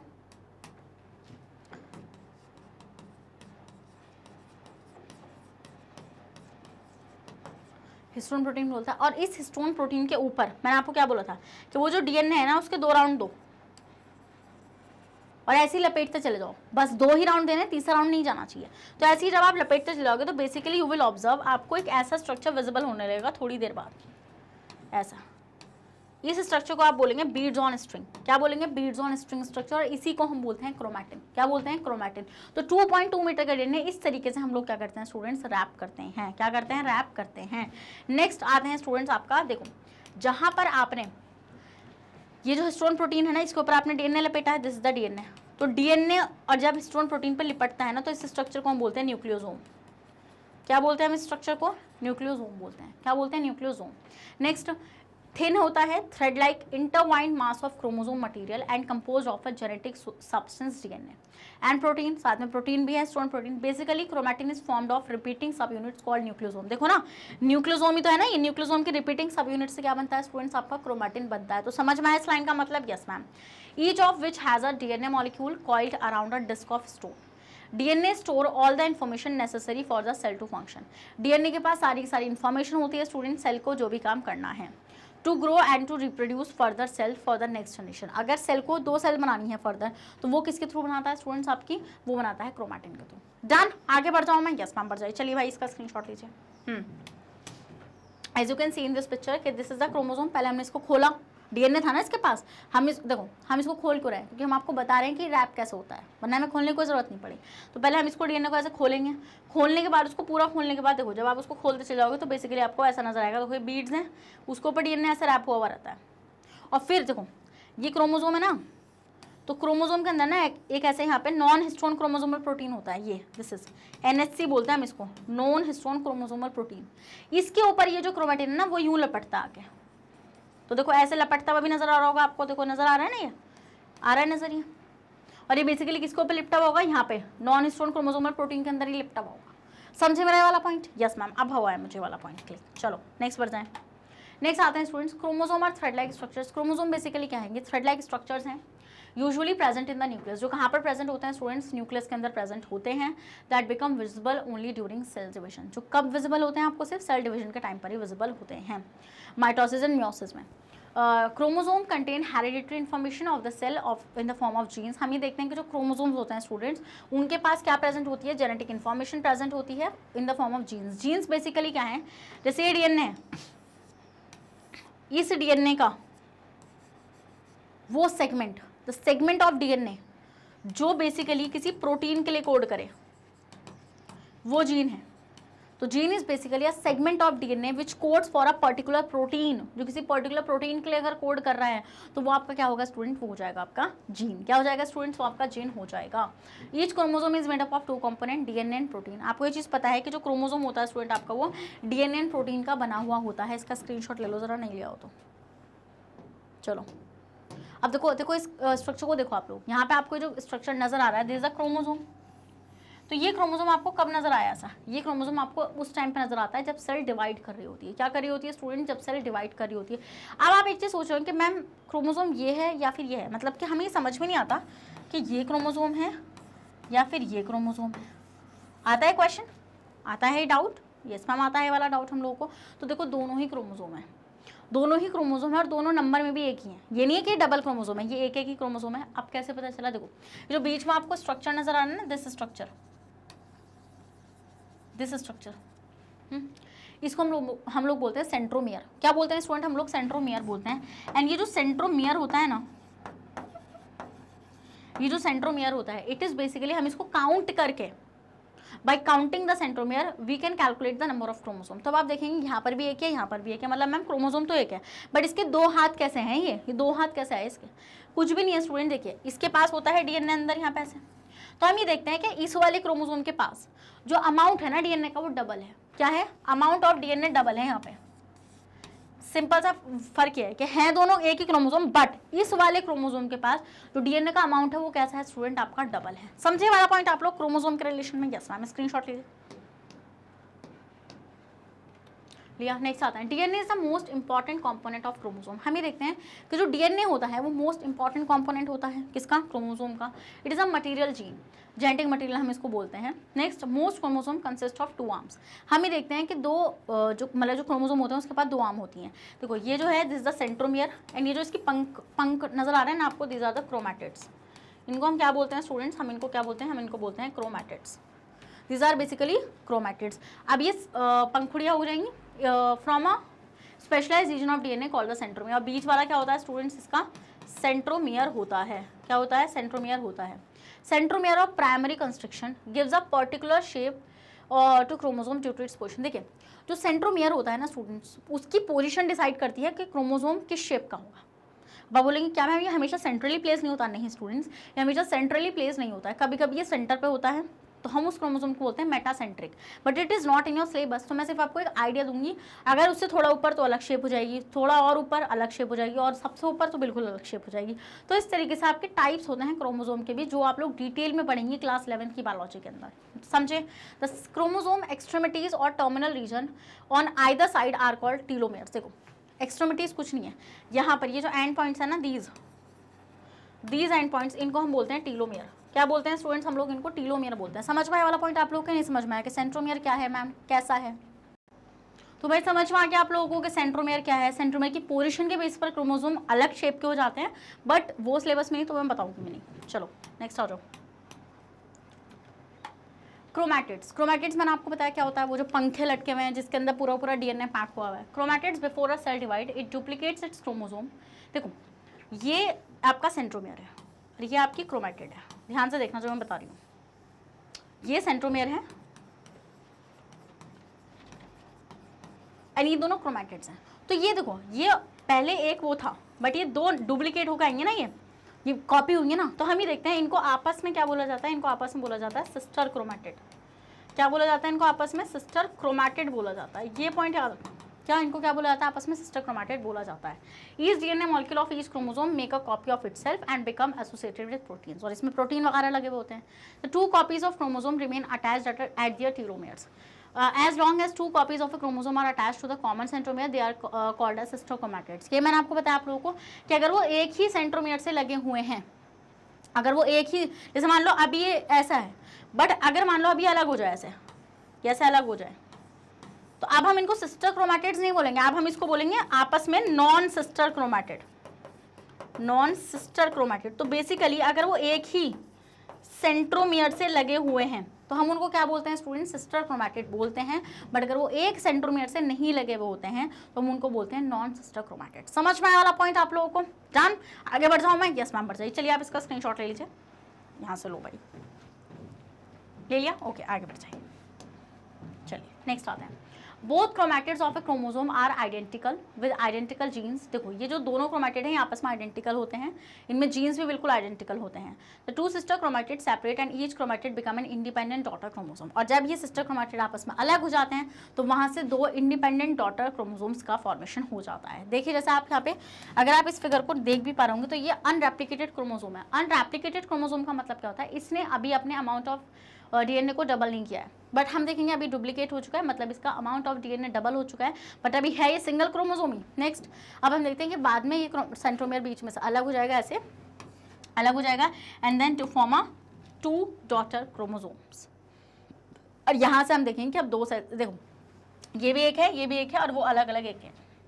ये भी एक ही क्रोमोसोम है, ये भी एक ही क्रोमोसोम है, बस यहाँ पे फर्क कितना है कि यहाँ पे जो अमाउंट है डीएनए का वो डबल है। क्या स्टूडेंट्स? वहाँ पे अमाउंट जो है वो डीएनए का डबल है। समझ में वाली चीज़ आप लोगों को? यस मैम ये चीज़ हमें समझ में आ चुकी है। तो हमने देख लिया न्यूक्लियस, हमने देख लिया प्लाज्मा मेम्ब्रेन, हमने देख ली सेल वॉल। बस आज का लास्ट टॉपिक है साइटोप्लाज्म, बस उसके बाद छोड़ दूँगी, कोई दिक्कत की बात नहीं है। बस साइटोप्लाज्म और देख लो, जल्दी से आ जाओ। साइटोप्लाज्म क्या होता है स्टूडेंट्स? Nature and occurrence. देखो सबसे पहले हम देखेंगे साइटोप्लाज्म बेसिकली क्या है। साइटोप्लाज्म एक ऐसा फ्लूइड है जिसके अंदर सारी की सारी सेल ऑर्गेनेलीज लाई कर रही हैं। क्या कर रही हैं? सारी की सारी सेल ऑर्गेनेलीज उसके अंदर लाई कर रही हैं। The part of the cell which occur between the plasma membrane and nuclear envelope is called cytoplasm. तो सेल मतलब कि प्लाज्मा मेम्ब्रेन का पार्ट, मतलब प्लाज्मा मेम्ब्रेन के अंदर जो है, और न्यूक्लियर एनवलप, देखो न्यूक्लियर जैसे सेल है तो ये न्यूक्लियर एनवलप है, ये प्लाज्मा मेम्ब्रेन है, इसके बीच का जो पूरा पार्ट है this is called cytoplasm. This is called cytoplasm. The inner granular mass of cytoplasm is often called endoplasm. देखो जो अंदर वाला, सेल के अंदर वाला जो पार्ट है उसको हम बोलते हैं एंडोप्लाज्म, और जो आउटर पार्ट है सेल के बाहर का उसको हम बोलते हैं ectoplasm. Next cell cytoplasm consist of an aqueous ground substance the cytosol. हम ये देखते हैं स्टूडेंट्स के साइटोप्लाज्म के पास एक एक्वस सब्सटेंस होता है जिसको हम बोलते हैं साइटोसोल, जिसके पास हम देखते हैं कि सेल ऑर्गेनेलीज पड़ी हुई होती हैं, इंक्लूजन बॉडीज पड़ी हुई होती हैं, कुछ स्टोरेज प्रोडक्ट भी साथ में पड़ा हुआ होता है। जैसा आप इस फिगर में देख भी पा रहे होंगे कि यहाँ पर ये सारी ऑर्गेनेलीज हैं। This part which I am making, मतलब ऐसे मैं उसको डॉट डॉट कर रही हूँ, दिस इज कॉल्ड साइटोप्लाज्म। ये क्या होगा स्टूडेंट्स? आपका साइटोप्लाज्म हो जाएगा। नेक्स्ट आ जाए। नेक्स्ट साइटोसोल क्या होता है स्टूडेंट्स? की सॉल्युबल पार्ट होता है साइटोप्लाज्म का। इट फॉर्म ग्राउंड सब्सटेंस और background material. The cytoplasm and is located between the cell organelle. ये कहाँ पर, मतलब जो लिक्विड पार्ट है ना साइटोप्लाज्म का, which is basically cytosol. Cytosol consist of system of protein fibres called cytoskeleton.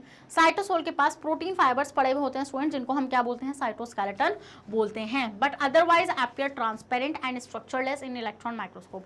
But ये हमें, ये बिल्कुल कलरलेस होते हैं, तो हमें ये विजिबल नहीं होते हैं अंडर द इलेक्ट्रॉन माइक्रोस्कोप, वरना आपको पता है इलेक्ट्रॉन माइक्रोस्कोप में चीज़ें दिख जाती हैं। फिर इसकी अगर केमिकल कंपोजिशन देखें तो ऑक्सीजन होता है उसमें 64%, carbon 18%, hydrogen 10%, nitrogen 0.3% and trace elements कुछ और एलिमेंट्स में मिल जाते हैं जैसे calcium, phosphorus, chlorine, sulphur, potassium, sodium, magnesium, iron and iodine. ये आपका मिल जाता है आपका 0.5%। कितना मिल जाता है स्टूडेंट? 0.5% आपको देखने के लिए मिल जाता है। समझ में आने वाली चीज़ आप लोगों को? यस मैम ये चीज़ हम लोगों को समझ में आ चुकी है। नेक्स्ट आते हैं फंक्शन एंड बस, इसके बाद सेशन खत्म। फंक्शन देखेंगे students. Cytosol act as store of vital chemicals such as amino acid, glucose, vitamin, iron. Cytoplasm के अंदर, मतलब साइटोसोल के अंदर स्टूडेंट्स क्या पड़ा हुआ होता है आपका? एसेंशियल अमाइनो एसिड्स पड़े होते हैं, विटामिन्स पड़े हुए होते हैं, कुछ प्रोटीन्स पड़े हुए होते हैं। It is a site of certain, जितनी भी, देखो ग्लाइकोलिसिस के बारे में सुना है कभी? मुझे नहीं लगता सुना होगा भाई। देखो ग्लाइकोलिसिस क्या होता है स्टूडेंट? जब हम ग्लूकोज को तोड़ते हैं एटीपी बनाने के लिए, सुना तो होगा बेटा तुमने, मैंने माइटोकॉन्ड्रिया पढ़ाया हुआ है, सुना तो होगा तुम लोगों ने। जब हम देखते हैं कि ग्लूकोज को हम लोग तोड़ते हैं स्टूडेंट्स और यहाँ से बनाते हैं पायरुवेट। क्या बनाते हैं? यहाँ से हम लोग पायरुवेट बनाते हैं। तो दिस इज बेसिकली जब हम यहाँ से पायरुवेट बनाते हैं, ग्लूकोज से पायरुवेट बनता है और यहाँ से एटीपी का फॉर्मेशन होता है, तो ये वाली जो रिएक्शन होती है ना, ये चलती है साइटोप्लाज्म के अंदर। तो मतलब कि मेटाबॉलिक एक्टिविटीज, मतलब ये केमिकल रिएक्शन है, तो हम ये देखते हैं मेटाबॉलिक एक्टिविटी की साइड भी क्या है आपकी साइटोप्लाज्म होती है। Synthesis of fatty acids, nucleotides and some amino acids also take place in the cytoplasm. Living cytoplasm is always in a state of movement, और हमेशा लिविंग साइटोप्लाज्म जो होता है स्टूडेंट्स, स्टेट ऑफ लिविंग मतलब कि जिंदा होता है। तो भाई इसी के साथ सेशन भी खत्म होता है। मेरे को पता है कि थोड़ा लेंदी गया सेशन, बट कोई दिक्कत नहीं है भाई, समझ में भी तो आ गया ना, पूरा पूरा रिवाइज भी तो हो गया ना पूरा पूरा मैम के साथ। यस मैम, ये तो बात आपने सही बोली है कि रिवाइज तो बहुत अच्छे से हो गया। इसका पार्ट 2 भी मिस मत करना, पार्ट 2 भी ऐसी धमाकेदार होने वाला है, वहां पर कवर कराऊंगी सारी की सारी सेल ऑर्गेनेलीज। तो जो सेल ऑर्गेनेलीज इस सेशन में नहीं कवर कराई है वो उस सेशन में कवर कराने वाली हूँ मैं, तो बिल्कुल भी घबराइएगा मत। One shot is basically like आपको रिविजन करना है। कहा तो आप उस चैप्टर को 10 दिन में खत्म करें, one shot is basically all about the 3 to 4 hours, तो बहुत ज़्यादा हेल्पफुल होता है आपके लिए। तो स्टूडेंट्स वापस से एक और चीज़ बताना चाहती हूँ कि मैग्नेट ब्रेन्स आपको प्रोवाइड कराता है free of cost education. Like हम आपसे कुछ भी चार्ज नहीं कर रहे हैं। अगर आप लोग सीबीएसई बोर्ड से आते हैं तो हम लोग केजी से लेकर क्लास 12 तक की फ्री ऑफ कॉस्ट क्लासेस आपको प्रोवाइड कराते हैं।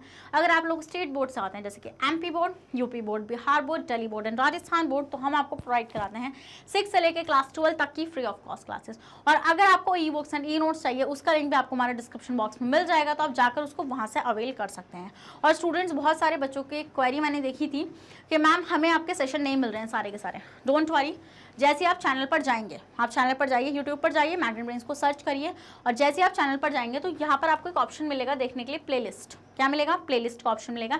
इस प्लेलिस्ट का ऑप्शन पर आपको क्लिक करना है, और क्लिक करने के बाद आपको वहाँ पर, या आप सर्च कर लीजिए मेरा नाम करके, जब भी आपको पूरी प्लेलिस्ट मिल जाएगी, वरना आप थोड़ा सा नीचे जाएंगे तो आपको मेरी पूरी की पूरी प्लेलिस्ट वहाँ पे अवेलेबल हो जाएगी। जितने भी टॉपिक्स मैंने अभी तक सेशन मतलब किसी भी चैप्टर के करा दिए, जैसे मैट्रिनमस सराउंडिंग आ चुका है, ये आ चुका है, और भाई इसके साथ चैप्टर खत्म हो चुका है। अब आ रहा है आपका फिजिक्स का फर्स्ट चैप्टर, जहाँ पर हम लोग पूरी तरीके से मोशन को डिटेल में देखने वाले हैं। तो बिल्कुल भी मिस मत करेगा, मैं ही आपको सारी साइंस पढ़ाने वाली हूँ। तो बहुत सारे स्टूडेंट की ये भी क्वेरी थी कि मैम फिजिक्स कौन पढ़ाएगा? फिजिक्स भी स्टूडेंट्स मैं ही पढ़ाऊंगी। तो मैं आपसे मिलूंगी नेक्स्ट सेशन में, जहाँ पर हम लोग फिजिक्स को ही डिस्कस करने वाले हैं।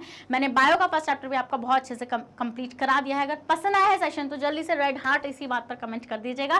तो मैं मिलती हूँ आपसे नेक्स्ट सेशन में, ऐसे धमाकेदार सेशन वो जाएगा फिजिक्स का चैप्टर ओवरव्यू। तो थैंक यू सो मच।